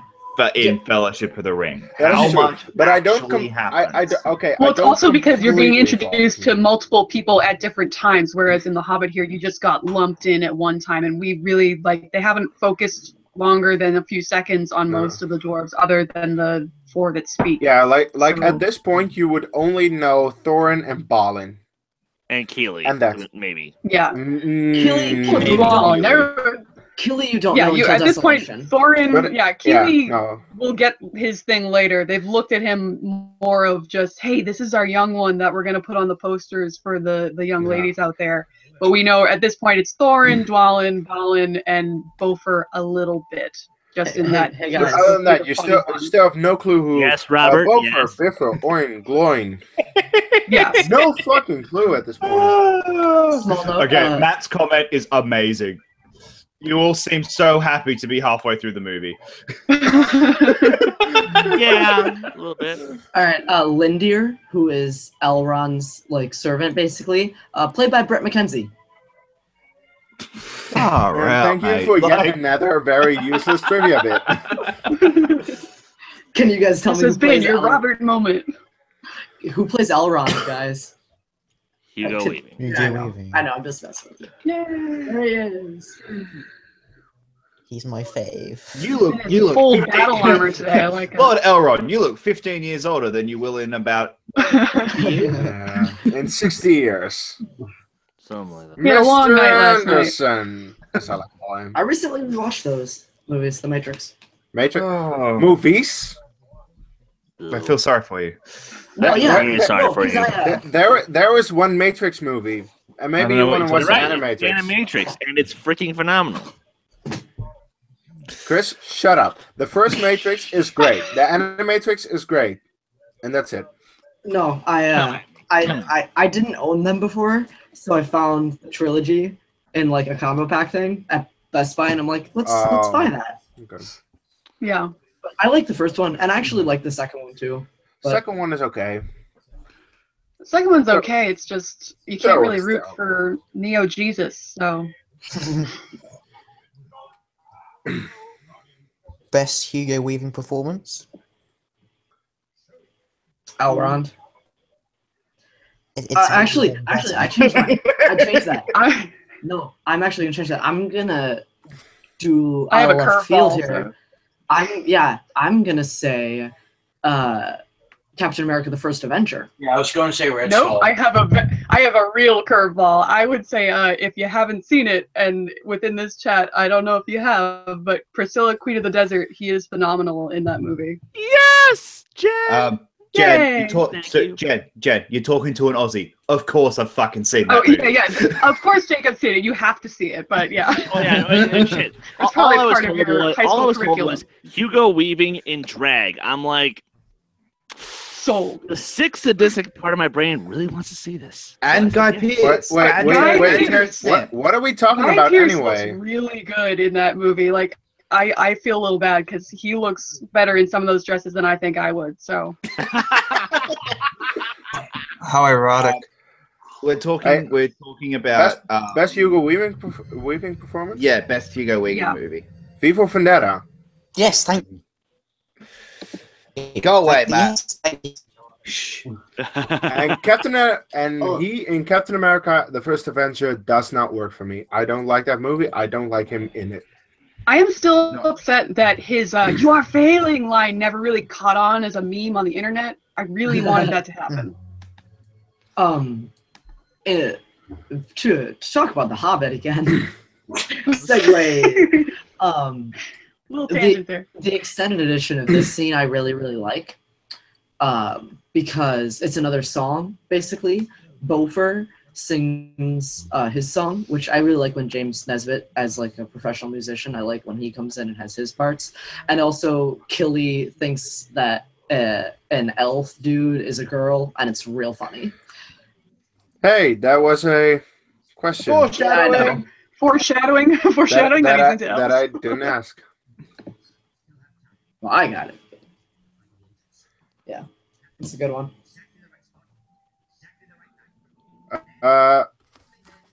We're almost at 1 hour and 30 minutes, by the way. In 30 seconds. Indeed.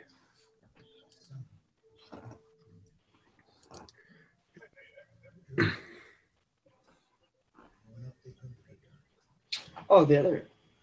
Actually, I'll wait. There's a better time to talk about that. 15 seconds. 10 seconds. I gotta say, poor Thorn. He's got that resting bitch face of let me say I want to five, take back my kingdom. 4, 3, Give me back my map. 2, 1, 90-minute mark. Okay, 1 hour and 30 minutes. Oh, what I was gonna say is in the animated Rankin and Bass Hobbit, Bilbo is the one who reads the map because he's like quite good with maps, but he's the one who kind of dissects it and realizes that there's a hidden door and all this kind of stuff. I love that this is a thing that Elrond has for this one specific purpose. I just come out here to think sometimes. And also how convenient that the light of the crescent moon nearly 200 years ago on a midsummer's eve shines upon us tonight.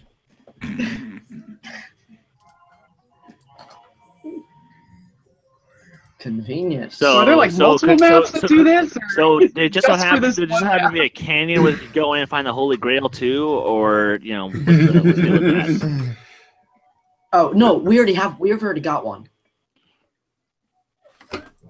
No, just me. Okay, I thought that was okay. Y'all didn't get my quote. Poor Robert. I got it. That was the Monty Python. On the I told him we Holy already Grail. got one. I don't know. I told him we already got one. I don't know. I was going with the better movie of the two. Oh. Last Crusade? Oh yeah, baby. Yeah, that's what he was going with. I've only seen Last Crusade once, but it's my favorite of Indiana Jones. No, the Last Crusade is so much good. What? You've seen it once? Yeah, I've only seen it once. Oh, I've seen that Okay. We forgive Stop and we watching move on. Hobbit movies and go watch Last Crusade. Here's the thing. I've seen Last Crusade as many times as I've seen the Lord of the Rings movies, and I've seen the Lord of the Rings movies probably half the times you've seen them. Probably. That's still something. I've only seen the Indiana Jones movies once, so Yeah. Watch them again. Kees, on this side of the big old body of water, we have different priorities, okay? Over there, you can just watch Indiana Jones as many times as you want. Here, we have real matters like The Hobbit. But Oh my god!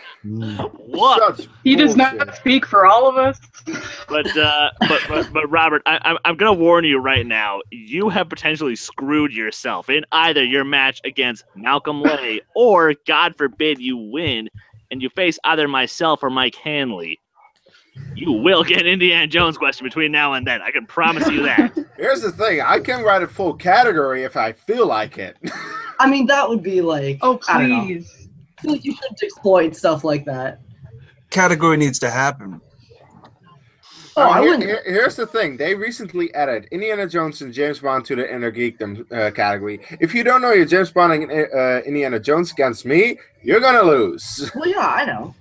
Robert, And- why do you think we're doing a Lord of the Rings marathon, you know, the weekend before we record my title match? Because I know that questions like these are going to come up. Yeah. By the way, speaking of the title match, where is the tournament final? Oh, for God's sake. It's coming. Just say. No, my thing is, like, as soon as any kind of, like, Geek League ever would, like, get announced, like, I mean, you guys saw how much studying I did for this. Like, in preparation, I would definitely be rewatching and watching everything. Oh, and for the record, Henry, I'm just gonna say this right now. Mike is a great player. You can ask Case about that one, but he doesn't have a prayer. What?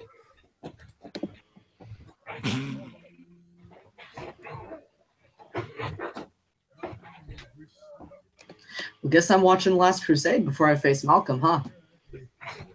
I would. You're welcome. I've also, yeah. I'm not gonna say that. Never mind. Look, it's Rachel Cushing.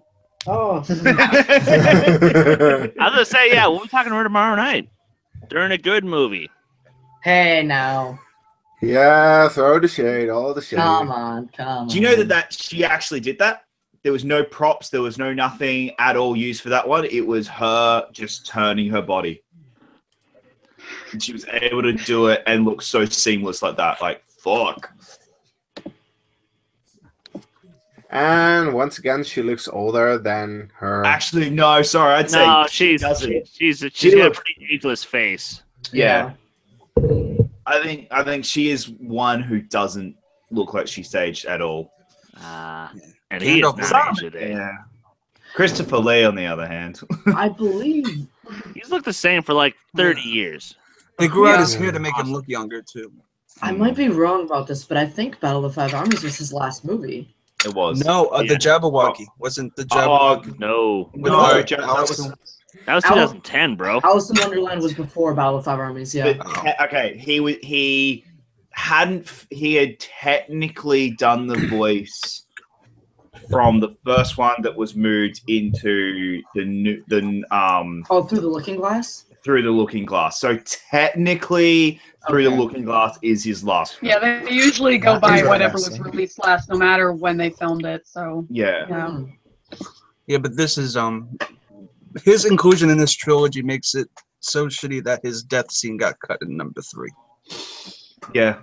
because it just builds him up and then he disappears if you watch it theatrically. Yeah. Good thing we're not doing that. Yep, that's the only blemish in that theatrical release. Of Return of the King? And I love that that's the one that won Best Picture. Like, that's the one that won Best Picture, is the one that has one of the arguably the biggest issues. Yeah, you can't cut out the death of your main villain. It took the Oscars a little bit to Main catch on of, villain. Oh, but we can take there this was movie a seriously. reason. There was a reason that Saruman was cut out of that movie. And I'll say that during the Return of the King. Okay, cool. I'm actually there was a beef. More Oh, beef. look. There was beef. Mirkwood and Greenwood. I got that question, too. Yeah, good for you. Sorry. No, it's okay. I deserve that.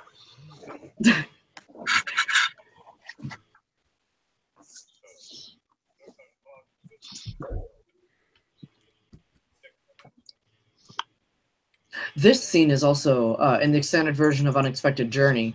I really like the scene of the White Council extended. That's like the name of when these people meet. The extended version adds a lot more insight into the Rings of Power because they talk about the Dwarven Rings, like Saruman and Gandalf do.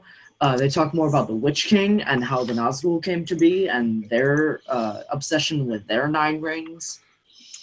So that's kind of a theme of the extended Hobbits. Like that's it's interesting, but I understand why they cut it, because that would feel like, okay, we've seen the Lord of the Rings kind of thing, and it doesn't really apply to this situation. Like we never really got to see these people all in a room together. So yeah, I understand they'd want to talk about it when given the opportunity, but for this film, yeah, it makes sense that they cut it. Yeah, I understand why they cut it. It's just interesting. Yeah. If you have never seen the extended version of Hobbits, bear with them, and I do recommend watching them at least once just to get more of that insight. But I'm also like a super nerd about these movies, and I love the extended versions. So take it. I didn't notice. Really? Take my opinion with a grain of salt.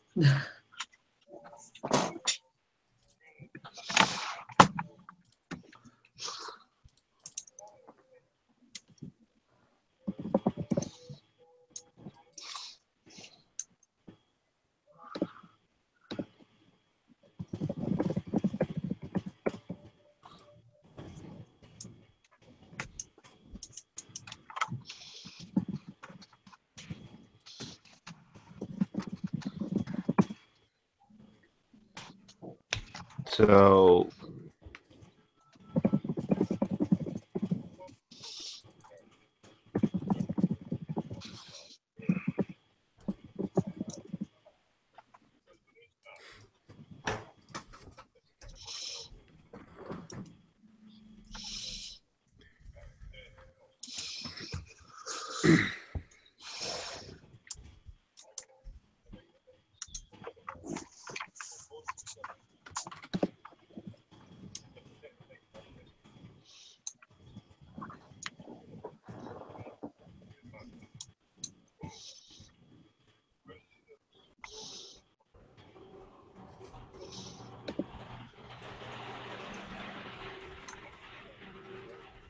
I always thought it was Yeah. weird that Saruman and Elrond don't have chairs.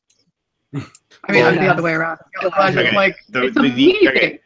the only reason, all right, so this is a behind the scenes. The only reason that Saruman has a chair, Was it like in their contract that they need chairs? it's because Saruman's not there. That's CGI. Everyone else was there. Ah. Saruman's in England. Christopher Lee was in England filming because for health reasons they couldn't. He couldn't fly to New Zealand. It was just out of health reasons. Because it looks like it's like elves going, oh, look at these weak wizards. Yeah. Can't even stand for 10 minutes.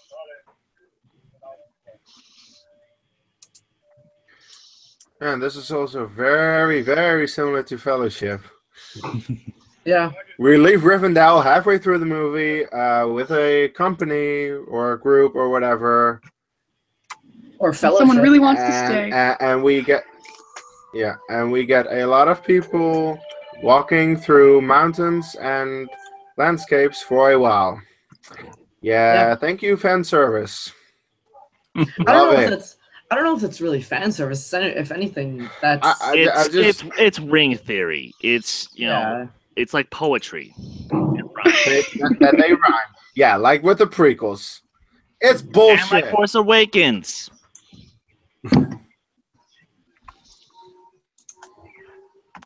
There we go. That's what I thought. There was one more extended scene I wanted to talk about, and that's where Elrond actually offers Bilbo that he can stay at Rivendell. Before the White Council meets, Elrond goes, "Hey Bilbo, I see that you love it here. Like, you can stay if you want. You don't have to go with them." And I think with the inclusion of that scene, you really get more into Bilbo's motivations after the Stone Giants for why he wants to come back. He goes, "I don't belong here. Elrond said I can stay. I'm gonna go stay." That would have been nice if they kept that in, Yeah, no, that's a nice little scene. It's also funny that as the Hobbit movies continue, they get shorter. This is the longest. And Desolation is 10 minutes shorter. Then Battle is 15 minutes shorter than Desolation. Yeah. Battle is always going to be the shortest of the lot. Yeah. Battle was like, why the hell is this? Yeah. Battle is like, why is this movie even existing? It covers 5 pages of a book. I always found this bit funny that he is talking, that he has his back to the person he's talking to.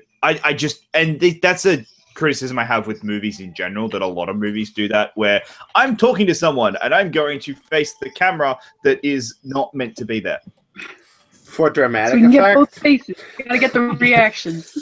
I just... Yeah, it's a cheat. Yeah, yeah. People don't do that. No. It's very soap opera-y. Yay, landscapes. Thank God they look amazing. Or, as people often call the Lord of the Rings trilogy, the 12-hour New Zealand commercial. Yep. Yeah. If you're complaining about landscapes, go watch the extended version of Fellowship first. Hey, we will tomorrow night. I know. Tomorrow I'm just saying, like, if you're complaining about New Zealand landscapes, people complain it. I mean, it's great. It's Lord of the Rings. It's characteristic. But some people still complain about it. It just makes the world that much more believable that you are actually like physically in this fantasy realm. Yeah. Yeah. Well, that's the thing. Like, when it comes to Fellowship, I mean, I could be wrong, but when I watch them, I feel like the extended version of Fellowship has way more of just walking around landscapes than the other two of Lord of the Rings, which is why I think Fellowship, the theatrical version, is the most independent. Like, I think you need the extended versions of Two Towers and Return of the King, but I don't think Yeah, it's like Return of the King misses an hour, and once you've seen that extra hour, it's like you can't ever go back to the theatrical version of Return of the King. exactly. Ever. Actually, that's something we haven't mentioned yet that I just read. How different do you guys think this movie would have been if Del Toro did direct it? Way more different. It would have been Not insane. necessarily better, but it would have been way different. It would have been very different, Yeah. and I think for the better, because I still don't like this movie that much. And I do like the I do like Del Toro's fantasy style. Like he did Pan's Labyrinth extremely well. He did the Hellboy movies very well. I think he could have done something with these. Yeah. I think he would makes one of my biggest gripes the battle sequences, because like he has a history of getting some interesting choreography and practicality in there, so that would have been something I would have liked to see. Well, Del Toro also, I mean, obviously he didn't direct. By the way, go ahead, Kees. I do want to mention that this scene once again is completely useless and it could have been cut out of the movie. Yes. I agree with you, except for the last line when Thorin goes lost. He's Yeah, been no, lost. yeah, ever no, since he okay, left okay. home. That's like the only thing, but you could have done something else and not stupid like this. You could have made this scene a lot shorter, like the actual battle between the stone giants. You could have made that a lot shorter, but I do still think you need Thorin doubting Bilbo. I think that part is necessary. Yep. Especially for the last line of this movie, which at the same time, Yeah. which I've never- at one the of same the time last. to me is really isn't earned, but Well, it's not the last line, but I know the part you're One talking of. about. one of the last lines. Yeah. Yeah. The last line is Erebor, we're almost there.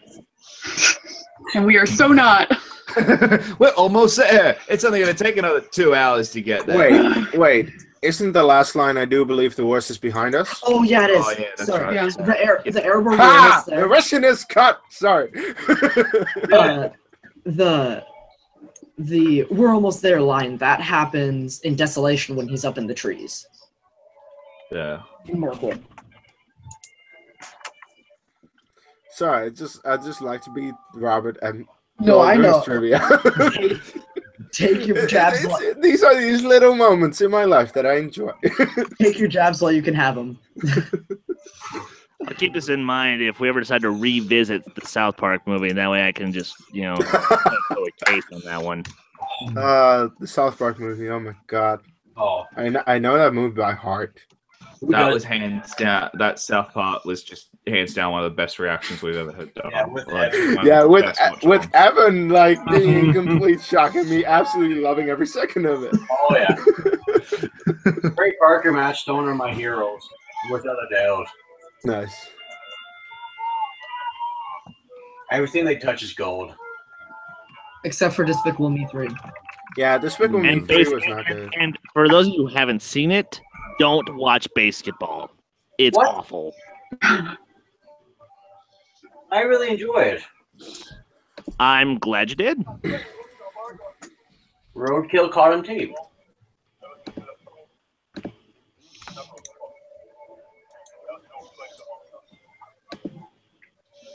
Well, thanks there, douchebag. It's great inspiring king, and he just is very condescending to our hero.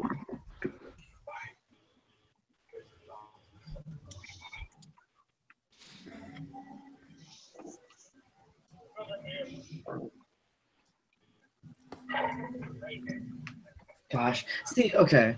I mean, we'll talk more about this tomorrow during Battle of the Five Armies. But I just can't help but like comment on extended things that were cut that like sewed together knots. What we see here, I mean, soon within the next couple of minutes of Beaufort trying to stop Bilbo from leaving. Great scene.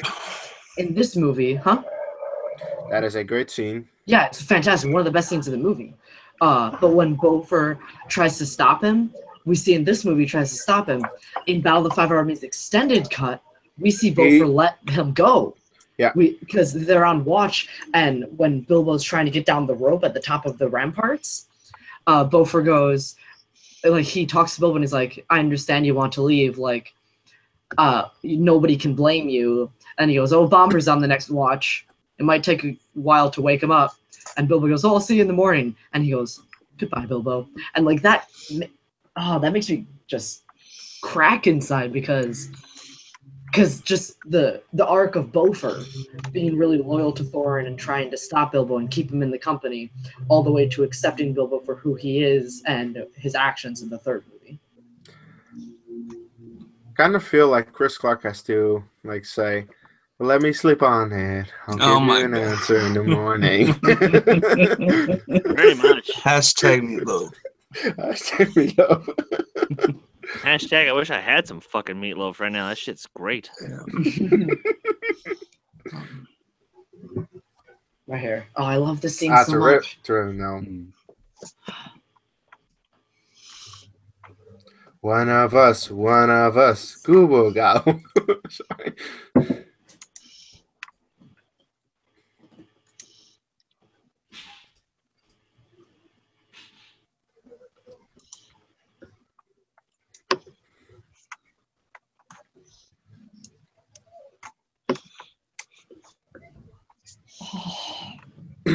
Oh.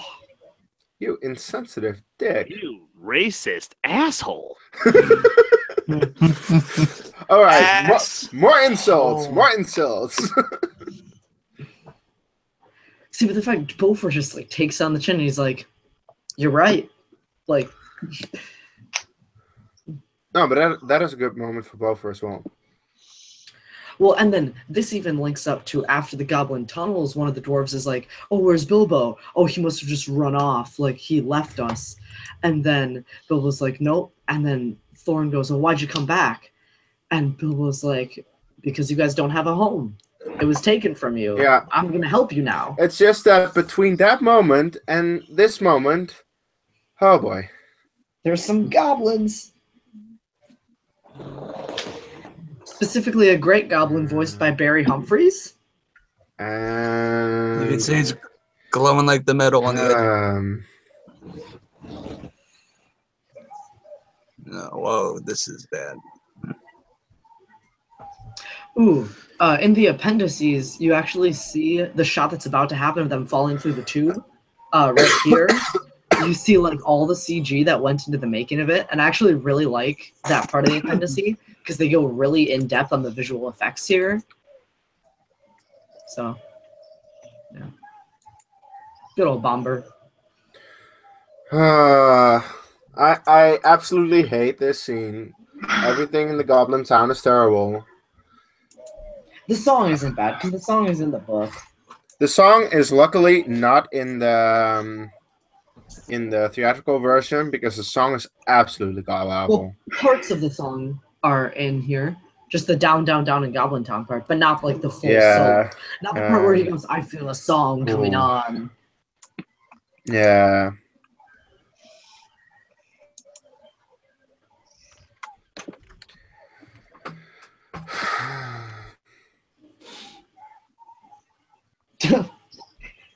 Martin Freeman had the perfect face there, just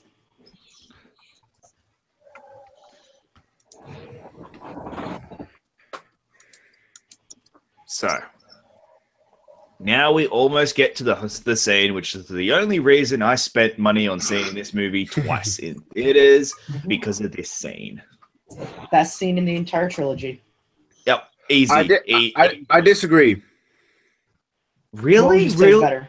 Smaug and Bilbo in Desolation of Smaug. Yeah, it's close. I also agree with Kees. And it's only because I think that the CGI on Smeagol is not on point. Oh, I think it is. I think it makes him. I love this. I think it like in. I mean, there's 60 years between now and Fellowship, so I think it. Well, technically 59 because the journey to Erebor and back takes 13 months. But I think it's perfect because in this one you see what he's like with the ring. He's young, he's full of energy, he's super peppy. Like Smeagol, I mean. Like you see his innocent side, especially in his eyes, you can see it. And then once you get to when he hasn't had the ring for 60 years, especially in Two Towers, you see truly how mad and how crazy he has become. So I actually think the CGI, like the innocent look of Smeagol, is perfect.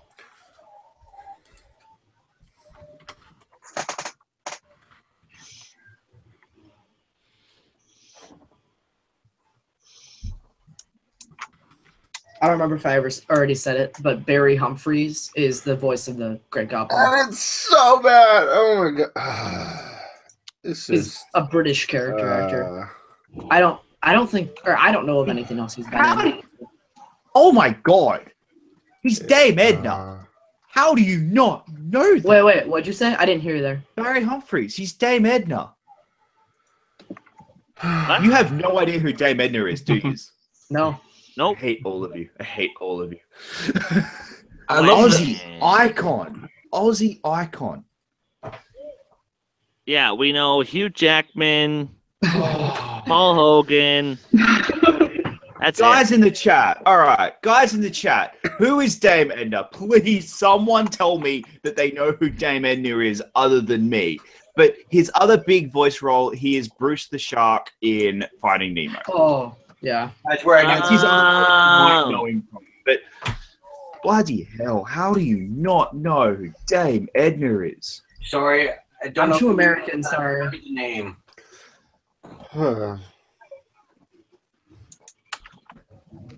This scene pains me. What I actually really like is in a minute you'll see the goblin who like writes down on the sheet of paper and then like, wheels off down the rope, you know?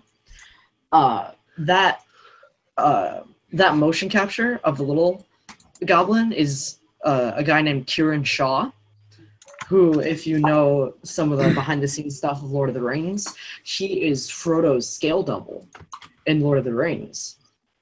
So anytime, like Lord of the Rings and Hobbits both use a ton of different ways to perceive that, you know, the hobbits or the dwarves are shorter and smaller than the other characters, and one of them is, especially if they're shot from behind or something, they'll have an actual short person who's actually that height as a scale double. So Frodo's scale double is in this movie right there.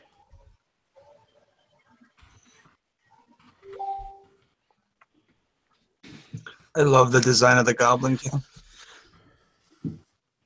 Now this is a great scene. This is the reason I went and paid. This is the scene. This is the reason I nearly lost my job actually at the event because I just kept coming in and watching this scene. Are you kidding me? I saw Battle of the Five Armies 11 times. What the fuck? Wow. My boss in theaters, 11 times in theaters. My boss, the like 7th or 8th time, he called me like up to his office after I saw it, and he's like, "You need to stop coming in and watching The Hobbit." And then I saw it 3 more times, and then stopped coming in and watching The Hobbit. Jeez. That's almost as many times as I saw Force Awakens. I saw Force Awakens 10. 15. Yeah. Okay, that shot reminds me of The Descent. Right here. Yes. Yes. Yeah. The Descent is a creepy movie. No, I recently found out about it about 4 months ago, and Yeah. I love it. I saw it for the first time last year. My roommate, actually, which, I mean, the room is, he is not here right now, but my roommate is the one who showed me The Descent. His 2 favorite movies of all time are Armageddon and The Descent. Okay. What That's an interesting what a person. very how much more different can you get? I know. So here's a question. Do you think they overemphasized the ring in this movie, in this scene? No. I think No. it's perfect. It's For- needed. It's necessary. Like it's what this scene is known for. It's I mean, important. So Well, It is considering what happened. The reason, essentially, it's the reason that 3 other movies exist. Yeah, but remember, but when the book was first written, you know, the But ring was. that's the book. Yeah. This is an adaptation which is made after the Lord of the Rings, and the Lord of the Rings are considered some of the most amazing movies of all time. So yes, then you do emphasize the ring in this scene, and I don't think it's overdone. Okay. I just curious. That's all. I think maybe I would say maybe in this scene, maybe just a little bit, but the rest of the movie, I think, is really good at hiding it a little bit. Like, it obviously hints at, oh, he's got the ring and he uses it here and there, but I don't think it's a major, overly emphasized thing in the rest of this movie and then in the other two. Like, one of my favorite I love moments. how this parallels the animated movie. That creeped me out. Yeah, Yeah. When the little green guy, I mean, you can see him The there. Gollum in the animated Oh, version is shot. really I creepy love looking. this shot. That is creepy. Oh, and 2 hour mark. Shit. Oops. Should have. Oh, Okay. well. We'll be at 2 hours and 1 minute and 50 seconds, roughly. See, I love. It's I like don't when know. you're into a movie and you're chatting, it's like hard to Yeah. also figure out what time mark you're on. Yeah, that's why I'm doing a pretty shit job at actually engineering this show. All right. 30 seconds and we'll be at 2 hours and 1 minute. It's Bilbo Baggins. Shire Bagginses. All right, here's a question. Who on the panel can do the best Gollum impression? Oh, God. Okay, guys, before we do Gollum impressions, 10 seconds. And 5, 4, 3, 2, 1. 2 hours and 1 minute. Go with your Gollum impressions. Oh, you're up first, Case. You're up first. Oh, I can do Gollum impressions. Fuck it. Chris? Doman? Or Clark? Whichever one. I can't. I have no idea.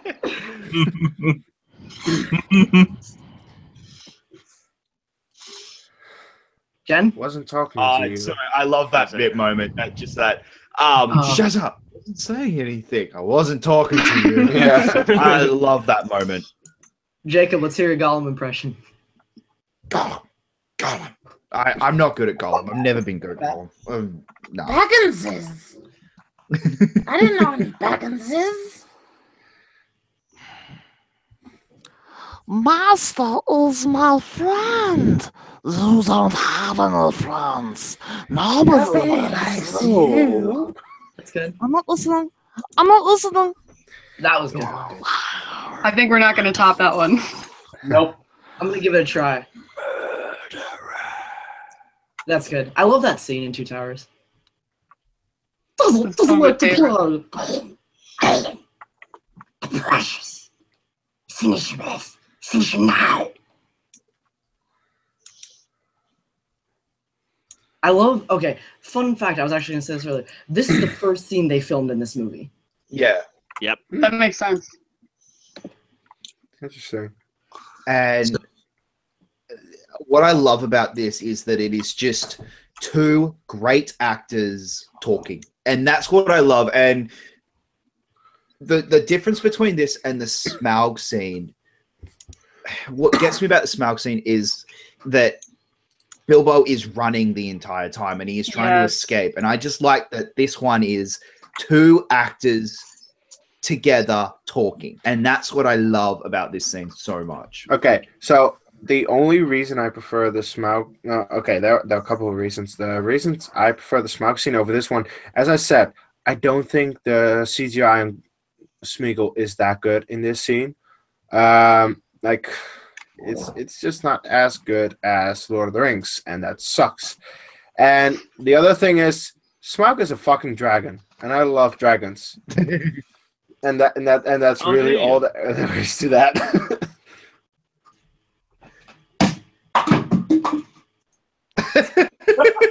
His reaction. Seriously, Andy Serkis, why were you just never nominated for a fucking Oscar? Hashtag Oscar for He should get it this year for War for the Planet of the Apes, though. Please. serious? But he won't get it, and that sucks. And I hate the Academy for He it. should have got it for Rise. They're not going to give it to him now. Yeah. No, Dawn was the one he 100%. Other than Lord of the Rings, Dawn should have been the one he got it I was for. actually more impressed with Toby Kebbell and Dawn just because Agreed. this was a brand new thing for him, and he like knocked it out of the park.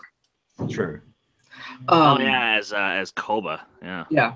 Yeah, Koba. The best part is like when you understand why they did this scene first is, I don't know if you guys know, but they're sorry, I was laughing at Andy Serkis. There were 2 units of crews working on this movie at the same time. So there's one unit doing a lot of the dialogue stuff and a lot of the dramatic stuff and things like that. And there was another unit doing a lot of the landscape shots, a lot of the action shots. So there were first and second unit. The first unit director was Peter Jackson. The second unit director was Andy Serkis. Yeah. So he directed like Trollshaw. He directed a lot of the landscape shots. He directed a lot of Mirkwood in Desolation of Smaug. So that's the reason that they had to get his acting stuff out of the way first, is so that he could actually step into the director's chair.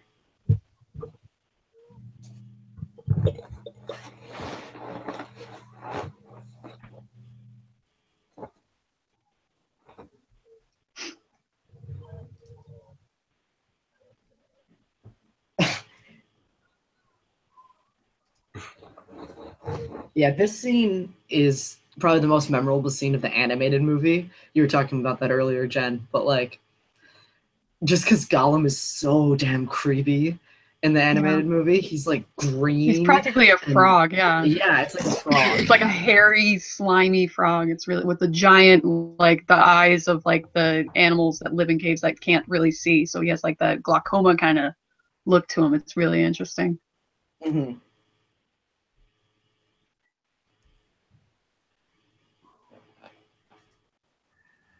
Oh my god, yeah. Are you looking at pictures? Yeah, Yeah. I just had to take a quick look at him. Like, Yeah. It looks Go look up the footage of him rowing in the water because his movements are really, it's like alien. It's really interesting to watch. And it's been years since I've seen that version, but yeah. Yeah, like I said, I saw it. I mean, like, I'm pretty sure it's not on print for Blu-ray or anything, but I saw it on DVD the other day, and I'm like, I haven't seen this in 10 years or more since it was like on VHS at my grandpa's house. I'm going to pick this up and watch it. And I rewatched it a couple days ago.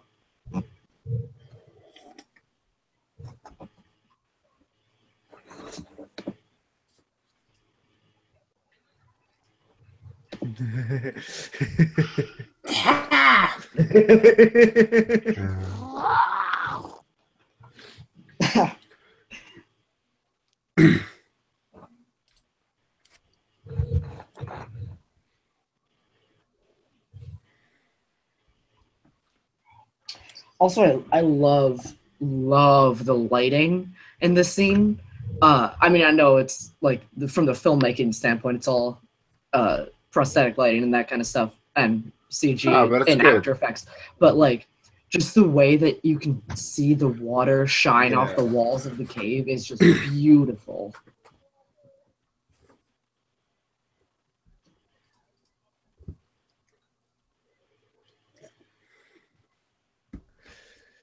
Dick. Yeah. Yeah, right. It was like 3.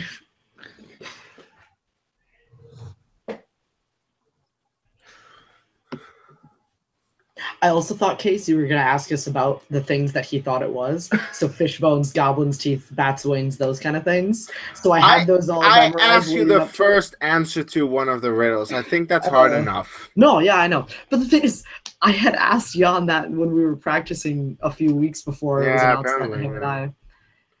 Because at once the first round of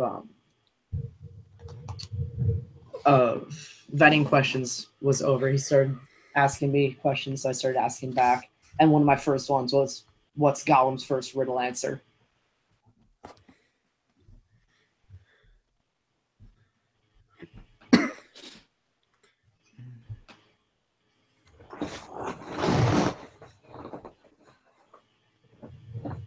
Ooh, I have a question. Kees, you might know this because I honestly don't know this.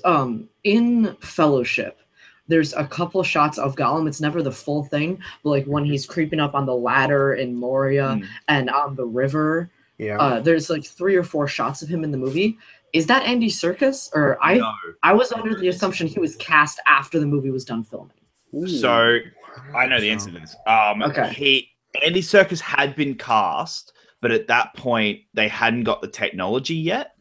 So they just put in a. That's why Gollum is not in that first movie. He was meant to actually be in the first movie, but they hadn't got the technology yet. So that's why. You only saw glimpses. Yeah, there's the And shot in Brandon Moria. It was amazing. Yeah, I mean, you got to remember that the Fellowship was probably made in 99. 97 or 98. No, Filmed. 99. Maybe in post-production 99. in 99, but still, the fact that all that CG is 99 and it looks as good as it is, it's nuts. Well, And they they didn't have the they had a little bit of help from Star Wars, but not that much. when it comes to like also After Effects and other things like that, they if you watch the appendices, Peter Jackson's like, for like landscape shots and stuff like that, obviously these things do exist, but look, it's the Goblin King case. It's your favorite. Oh, you just ruined one of the greatest scenes in all of the Lord of the Rings. I hate this scene. I hate it so much. It's fucking terrible.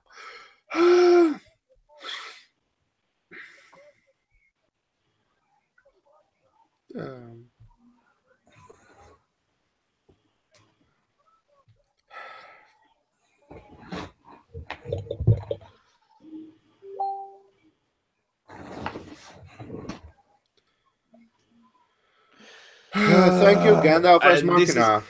And this is the other big issue I remember having with this movie. Gandalf saves them 3 times, and it is the Eagles. Gandalf is the Eagles, and it's just like, oh my god! But lest we forget, we get the Eagles again. Gandalf. It just pissed me off that it's Ex Machina 3 times in this movie, and it. That's in the source material too, though. That's not just that. It is. So it's just much a fault of the book, but it's. Yeah. No, I agree that if you look at the Lord of the Rings movies, the Eagles one Eagle saved Gandalf in Fellowship, and only at the end of Return of the King does he use it again. In these movies, it's like, just use the Eagles whenever. To be fair, people still bitch about that one time. And they can go fuck themselves. Well, I don't have a problem. But it's a valid point. Like, Return of the King is perfect. I would argue all 3 Lord of the Rings movies are perfect.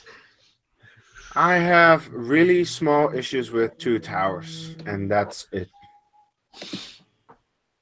But we'll talk about that in 2 days. No, you won't, because you won't be on. Okay. I meant you'll, not we. Oh, yeah. Asterisk. Although to be fair, I can imagine. Yeah, you'll be in the chat. Yeah, for sure.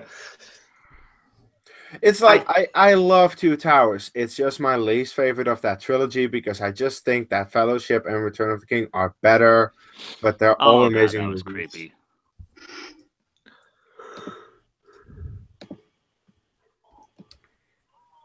Suck it in, man. And here you have some buttons. Okay.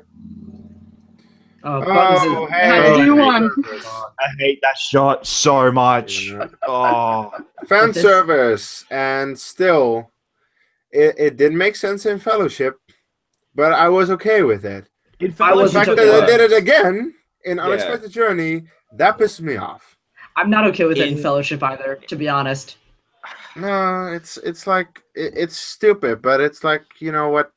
Let's just have it because it's fantasy. I actually feel like it makes more sense here, even though it looks worse for some reason. It makes more sense because it's the ring choosing Bilbo because it knows that this will get me out back into the world, whereas Frodo's is just like, I'm gonna screw with him. That's That's kind true. of it. If So. you think of the ring as more of like a living It's the ring character choosing itself, the person. yeah, from a plot standpoint, as the ring itself, I do think it's Freaking thing. So bad. This is so bad. Scene. I hate this. But you know what? I've realized. Okay, we have not been as hard on this movie as we were all terrified we would be. I will was give never it to terrified that. of it. No, it's up until No, Jacob, now. that's 2 more films from now. Then we're gonna be no. harsh. Yeah, Battle of the Santa. Five Armies is a real shitbox. This movie is not that bad. I'm enjoying it. I, This movie's good. I don't understand though how people put this in their top 10 films of 2012. Like 2012 was one of the best years in film, and this made people's top 10. I don't understand that. It's in mine. Okay, think Jacob, it would that be is in called mine. opinions. It would be I mine. know. I just Oh, that looks so bad. Yeah.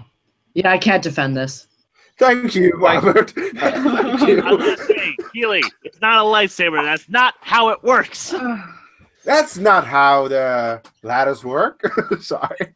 Although I'm not okay. gonna lie, that's actually kind of cool. Yeah, if you're gonna talk about deflecting stones and stuff with the sword, that happens in Fellowship too. Well, Aragorn okay. does that. Okay. Stones. Yeah, but he's yes. Aragorn. Arrows. Different No, it's a conversation. knife. It's a Arrows knife. from like knives. Oh, right. He was like And 3 and feet this away is where from it him. becomes a video game. Yeah. Yeah. No, Lurth throws a knife at Aragorn and he deflects it Okay. with his sword. That was This that is was a an complete video game. We'll That talk was about, a really we'll talk good Yeah, about this telegraph that was an show onset at accident. the end of Fellowship. No, yeah, I know. He had time to, But and still, he kind of missed because it was kind of in the batter zone. Oh, it wasn't really aimed at him. we'll Dial be M. 2 minutes. Oh, sorry. 2 2 minutes hours, and 16 16 seconds. minutes in 5. 5, 4, 3, 2, Hey, look, Indiana 1. Jones. 2 hours, 16 minutes. It's Indiana. Yeah. No, this is a complete video game. It's complete bullshit. And Yeah. it's like, Yeah. what the fuck happened? Oh, Yeah. yeah. The musical motif, that was great. Yeah, the leitmotifs here are really, really good. The music is the only reason this scene is half decent. Yeah. Yeah, but it's still a This CGI this may be an unpopular opinion. I'm actually really interested to see what you guys think, but I would contend that the Hobbit score is better than the Lord of the Rings score. In Wait, moments. Hold on. Yeah, I kind of would agree. If you do a film by film comparison, I say it's even. Oh, that's a cop out. This is terrible. This is The- absolutely The terrible. Lord of the Rings score has so much more depth to it because there's just so many more characters that have their own themes and places. And while this one main song is really impressive, This it's isn't just the not only enough. main song, though. Yeah, but it really is. No, because you have Thorin's theme and Bilbo's theme. You have the theme of Erebor. Actually, no. The more I think about it, no. Lord of the Rings has a better score. Sorry. Yeah, no. The more I think about it. Wait. Lord of I the mean- Rings is so much okay. better in every Okay. single I'm way. not- This bit as well. They're dead. Like they're dead. Yeah. They should be dead, and it's so terrible that they survived. And I This hate bit, this yeah. scene. This is what they should. Okay. The extra. That's kills it. them. Yeah. Yeah. Anyway, but no, like okay, here I've actually got a. Okay. Here are 2012.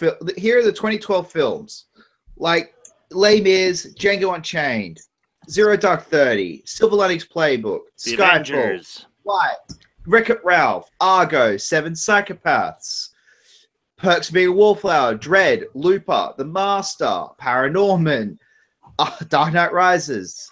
Dark Knight Legend Rises Rider. is not good. You the gotta give me original something after that because that was bad. Okay, Prometheus, Avengers, Yes. Cabin in the Woods, 21 Jump Street. Like, Yeah, I would this say is still on my top Oh, 10. Ted. Ted, yeah. And Where's Ted? Silly Lincoln. Ted release dates. But yeah, there are a lot of movies that you mentioned that I didn't see, but a lot of movies that you mentioned were really good. Like Argo, yeah. Argo Sorry, is fantastic. 2020, to me, Right, Chris? 2012. Sorry. Oh no, no, Currents. My bad. Sorry. No, it's Huh? to me Oh, because it's you. of a certain bullshit call by one Ryan McClellan. A long time ago in this if all you league. did, if you just did it so much, it just would have made. Okay. Oh. So this moment I think is really important when you watch Fellowship and look at Moria when they're talking about how Bilbo pitied Gollum. Having this scene as sort of a backup leading into that is, I don't know. I think that's really good because Gandalf says, "Oh, true bravery, I think, isn't knowing when." Oh, and this is also the exact same music. In Yeah. That scene. Yeah. I wish the ring had never come to me. I wish none of this would have happened. So do we all. Yeah, come on, Frodo. Frodo, I love how it is up to us to decide what to do with the time that is given to us. Yeah, it's the exact same music. Yeah. Just realized that. And see, the Lord of the Rings score is better.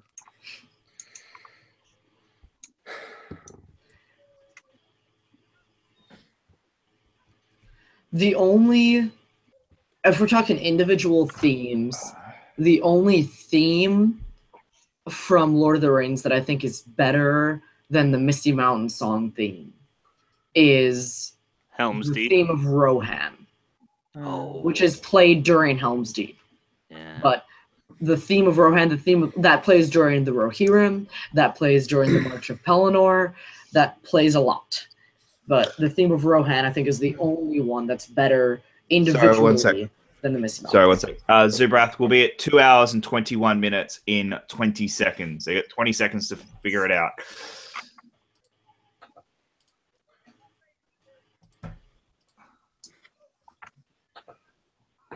Ten seconds. And 5, 4, 3, 2, 1. 2 hours, 21 minutes. Time update.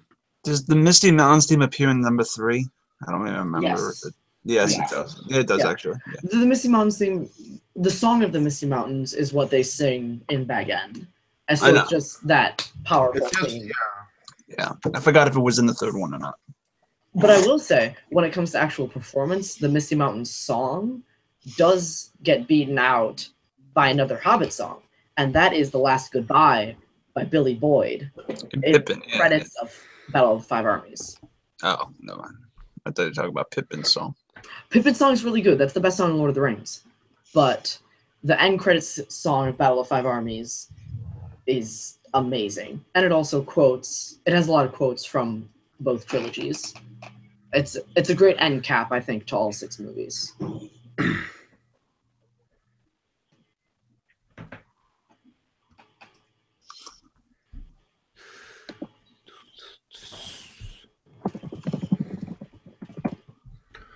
Hey, this is the scene you talked about.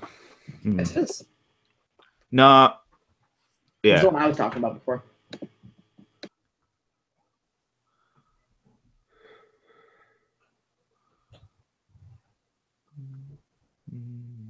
Yeah, this is a good realization for Bilbo, and it's a great character moment.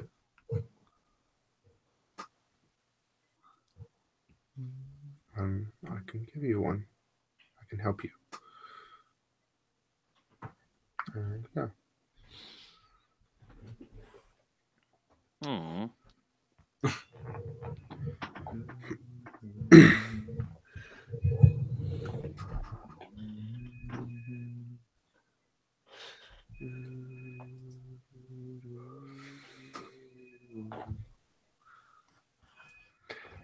And climax. Okay, this annoys me as well. This bit annoys me. The fact that we've just gone from one battle and now another one. Like, okay. Yeah, and this battle is so useless. Yeah. Because it's like, none of them will die because there are 2 more moves after this. Honestly, if you had stopped the film at and I can help you. Yeah, that would have been great. Way better. Yeah, I can help you, and then say, I do believe the worst is behind us. If that's where you stop the film, fantastic. Yeah, great. Yeah. But they have to put this in because they have to have the dwarves encounter the orcs, have to set up Thorin versus Azog again. But I mean, I could have written this film better than it actually was. It's in the book. Like, this is one of the. It's adaptation. It's But adaptation. yeah, like title as an into adaptation, you could Fire. have changed some things. Actual important scene. Well, but to be fair, Peter Jackson got so much flack for leaving out so much of the Lord of the Rings that that's basically true. he was peer pressured into adapting the book word for word, but then adding on new stuff. Well, and actually, also, like, we had a great moment there where Bilbo said that he was going to help, but now you actually see that he meant it, and to actually be of use is really important for that turnaround for Thorin. Yeah. At the end, Yeah, so and it's then needed. what annoys me is then by the next film, Thorin and Bilbo have flips the back, same moment in all three of the movies, and it pisses me off that it's the same moment in all three movies. When do you think it is in Desolation? In Desolation, it's when he walks in. It's just before he goes to see Smaug. It's the exact same dialogue. It's That's the I only don't because trust. It's the I don't trust you. Okay, now I trust you. It's the exact same part. It's repetitive. It's repetitive. I would say that, I mean, like, in Desolation, it's probably even more apparent when Thorin and Balin are talking outside of the secret door, when Bilbo's already inside. But give me a second. Okay, so what I would say is when he's actually at Erebor, it's actually hitting Thorin that this is happening. This has been his life's obsession. This has been his life's work. This, like, to see Erebor restored, and he's succumbing to the dragon sickness that all of his ancestors succumbed to. He knows what could happen to him, and he's trying to fight it. But I guess that's 2 movies from now. No, that's when they get to Erebor in Desolation, even in Lake Town, because he knows he can't fulfill the promise to give them money, but he lies and cheats his way into getting what he wants. Thorin is already becoming selfish by the time they get to Lake Town, and I think that's why you see a similar conversation between Bilbo and Thorin, and then between Balin and Thorin, is you really see Thorin being influenced by, like, the flaws of the people who came before him.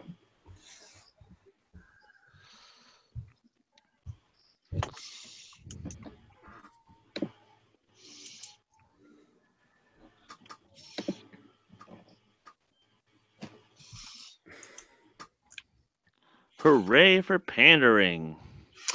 Dominoes. This was the whole reason why they cut the scouring of the Shire. Hashtag domino trees. Well, yeah, Chris, they cut the scouring of the Shire because they wanted to see Saruman's death, and in the book, Saruman is the one who burns the Shire. Yep, I know, and then he gets killed in the square. Exactly. Yeah. It was anticlimactic. I'm just saying that's just as anticlimactic as this. Finally, Gandalf uses fucking magic.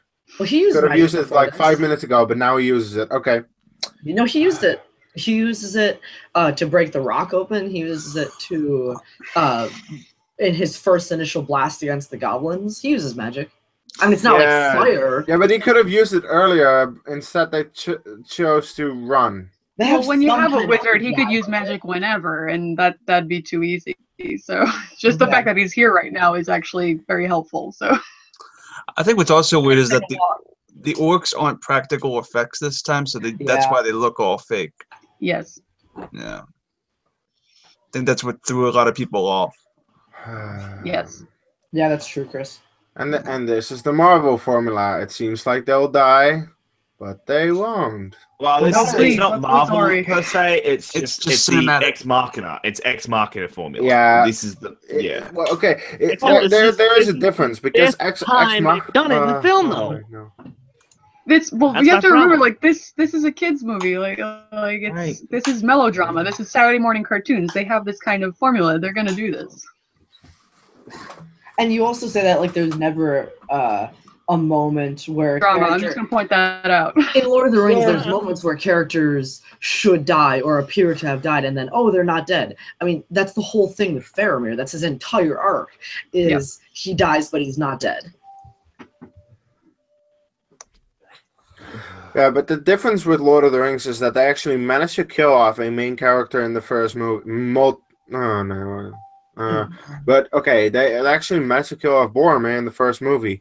This movie doesn't kill off any character because it doesn't match the book. And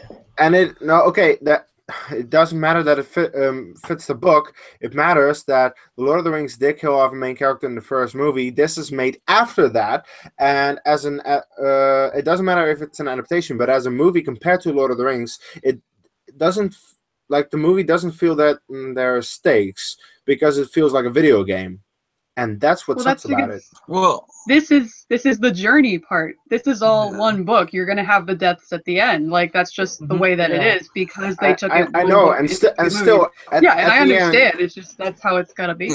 But still, at the end, there are only 3 dead dwarfs, and in the book, I believe it was more, a lot more. Oh. In the animated movie, there were 13 dwarves to start. Yeah. 6, because Thorin And that's dies. how it was in the book. Yeah. See, that's how it was in the book, and then these movies, in all 3 movies, only 3 dwarfs die. 10 make it out. It's like, what? Why didn't you stick to the book in that case? Well, it was the 3 that really mattered and everything. If they did kill them off, it would have been like, oh, I didn't care anyway. So. Yeah, I also think if you would have killed off Beaufort, yeah, I would have cared. Or Balin or Dwalin. Okay, Balin couldn't happen because of Lord of the Rings. Yep, you're right. I forgot about that. You're good. That's the only thing. Dwalin could have happened. Balin is the only one who couldn't die. The rest could have died. I also think if they'd killed a character in this movie, people would have just said, "Oh, it's just like Fellowship. Oh, Boromir died. Oh, Beaufort died." But at least I would have felt stakes instead of like a fucking video game. No, I feel like people would have complained that it would be too much of a carbon copy. Problem is, nobody's happy. Just like with everything. Because I'm happy. Just like with Star Wars. Yeah, that's true. People don't like the original trilogy. They don't like the prequels. They don't like the new Disney movies, but they say they're Star Wars fans. Okay. Okay. What?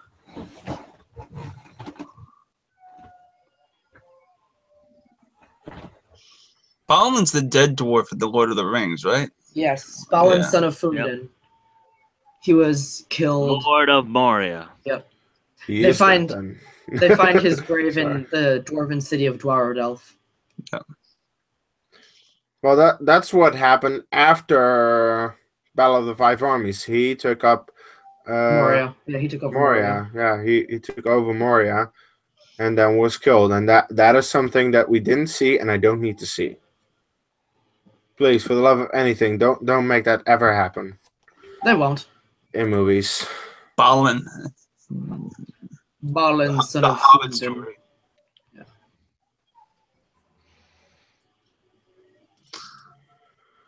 I also like the music here.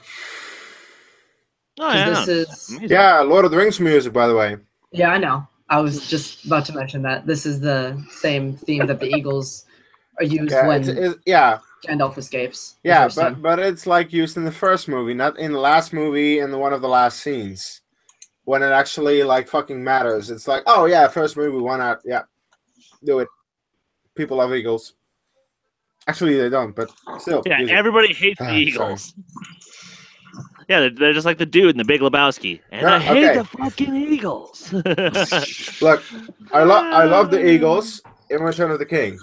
I hate the fact how they use them in The Hobbit, and how. Not that fact that they use them, but how they use them in these movies. You mean with them saving the dwarves here?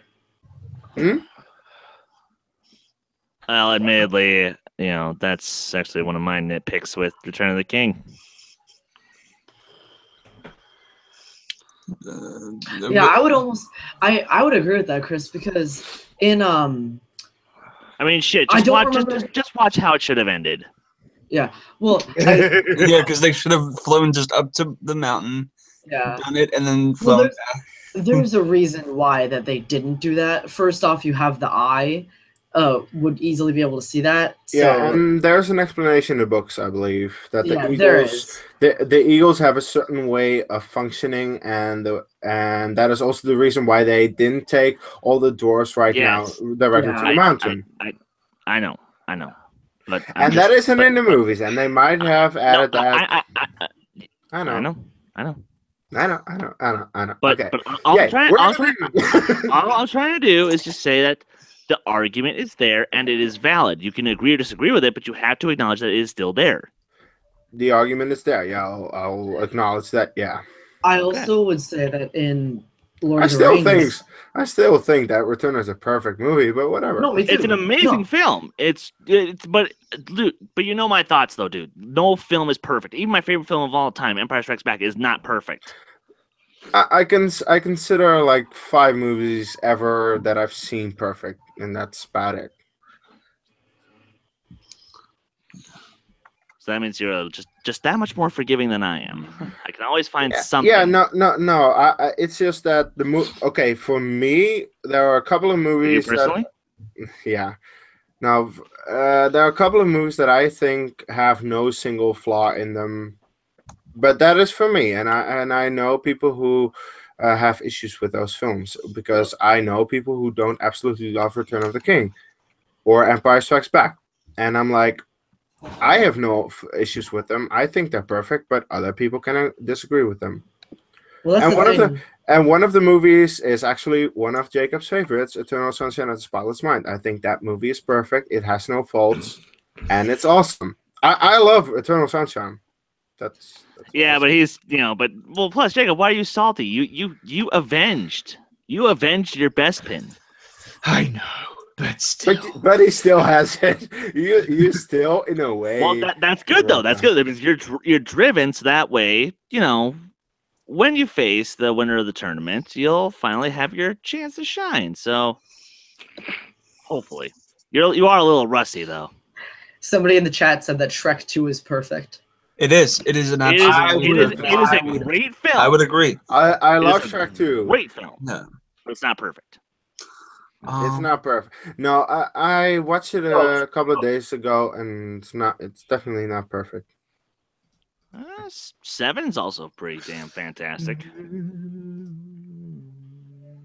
7, like David Fincher's 7, you're talking? Yeah, Yeah. David Fincher. Oh, I have an issue with the ending, the theatrical ending.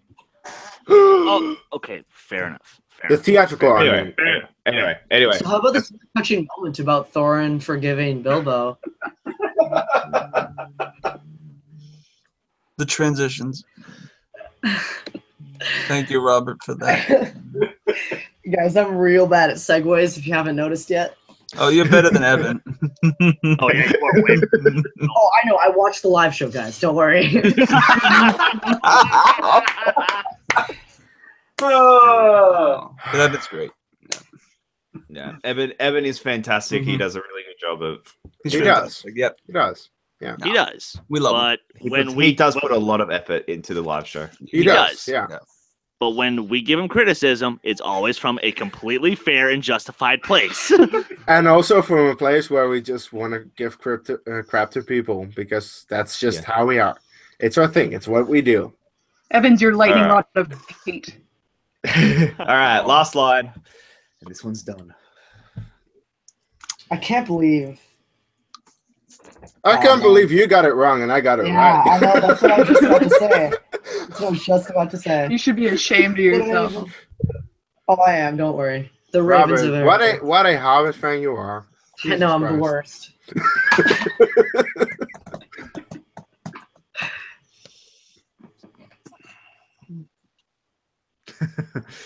There you go. Now show us a fucking dragon. Just the eye of a dragon. Just a dragon. Just Just the show me eye. a dragon. Just the eye.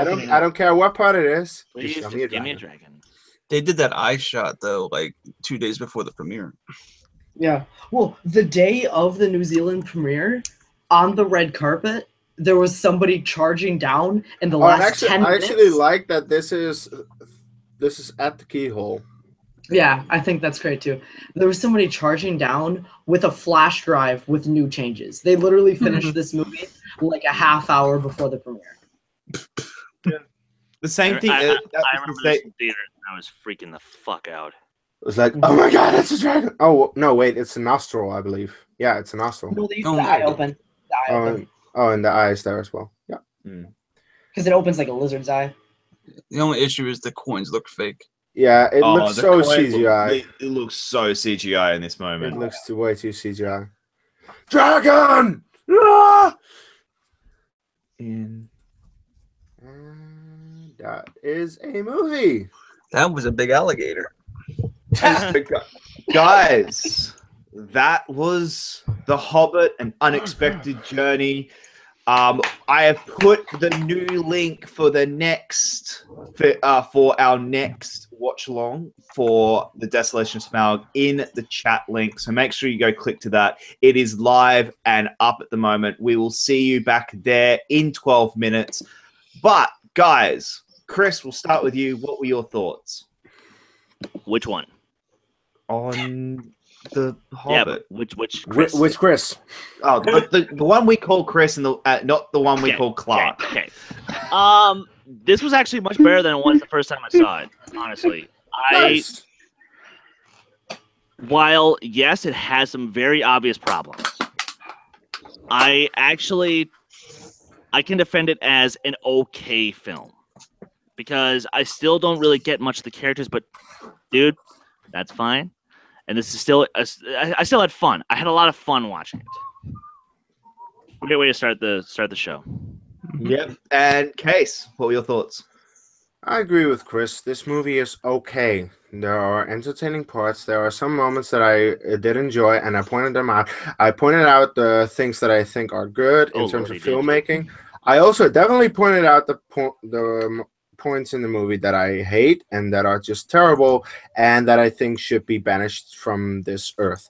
But sadly, they exist, and it's in this movie. And in the end, this movie is like a 5.5 out of 10 or something. It's I'd okay. give it It's a- okay. Give it a 6.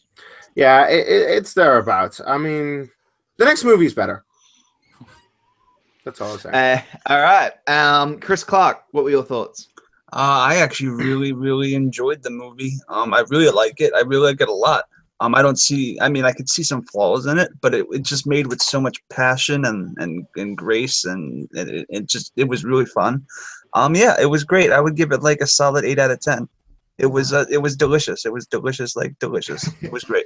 Bada bing, bada boom. Bing, bada boom. Harvey, what were your thoughts? It's kind of hard to watch a film whilst trying to talk to other people, but it was a nice experience watching it with all you guys, and I did feel some certain moments that were, they were quite good. So yeah, wasn't too bad. It wasn't as bad as I remembered it to be. So yeah, I enjoyed it. All right. And our very special guests, Jen, I'll start with you. What were your thoughts?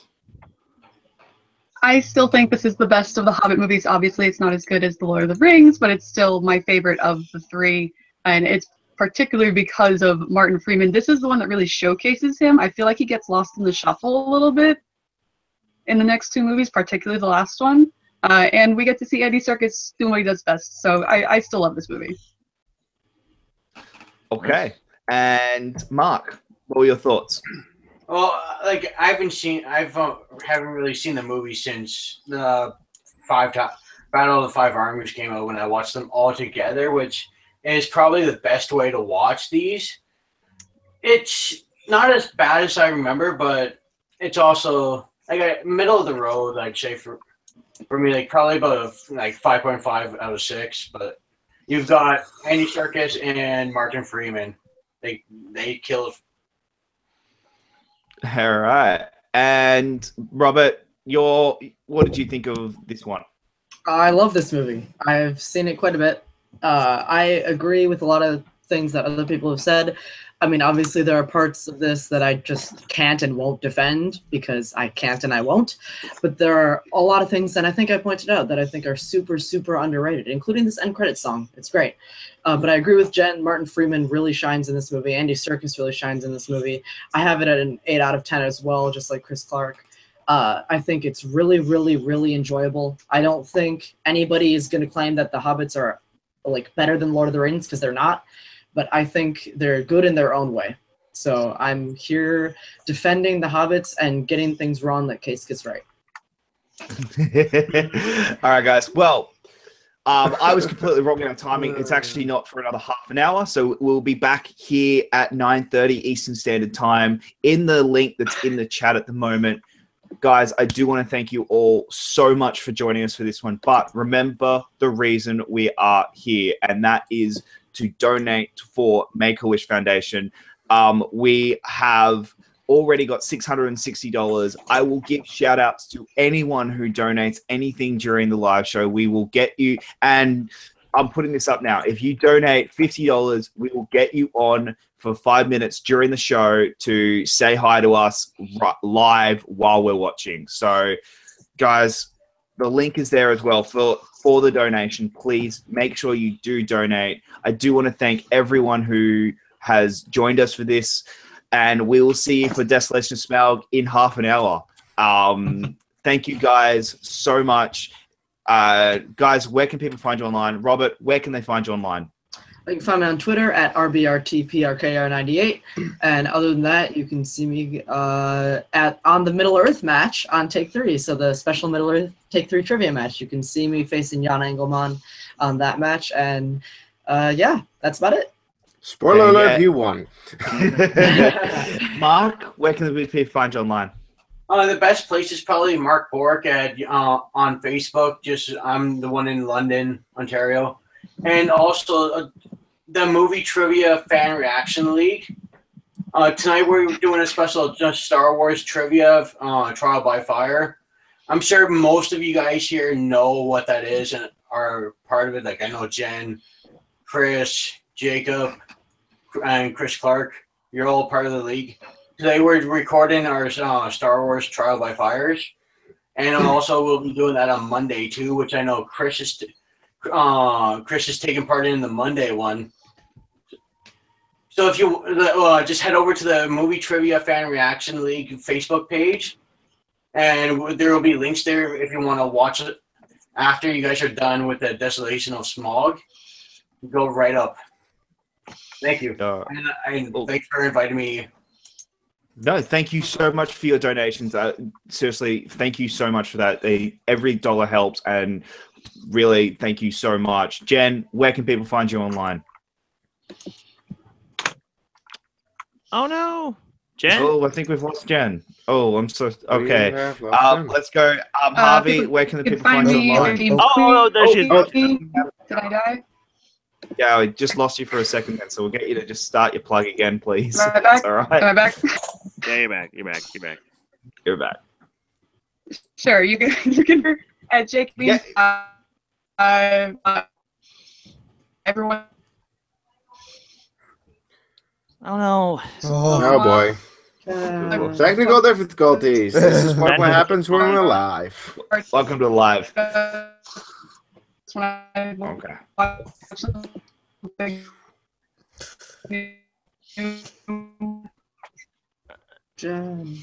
Yeah, sorry. It's not working. It's not working. It's not working, Jen. You can find me on pretty much any of the schmo-related kind of.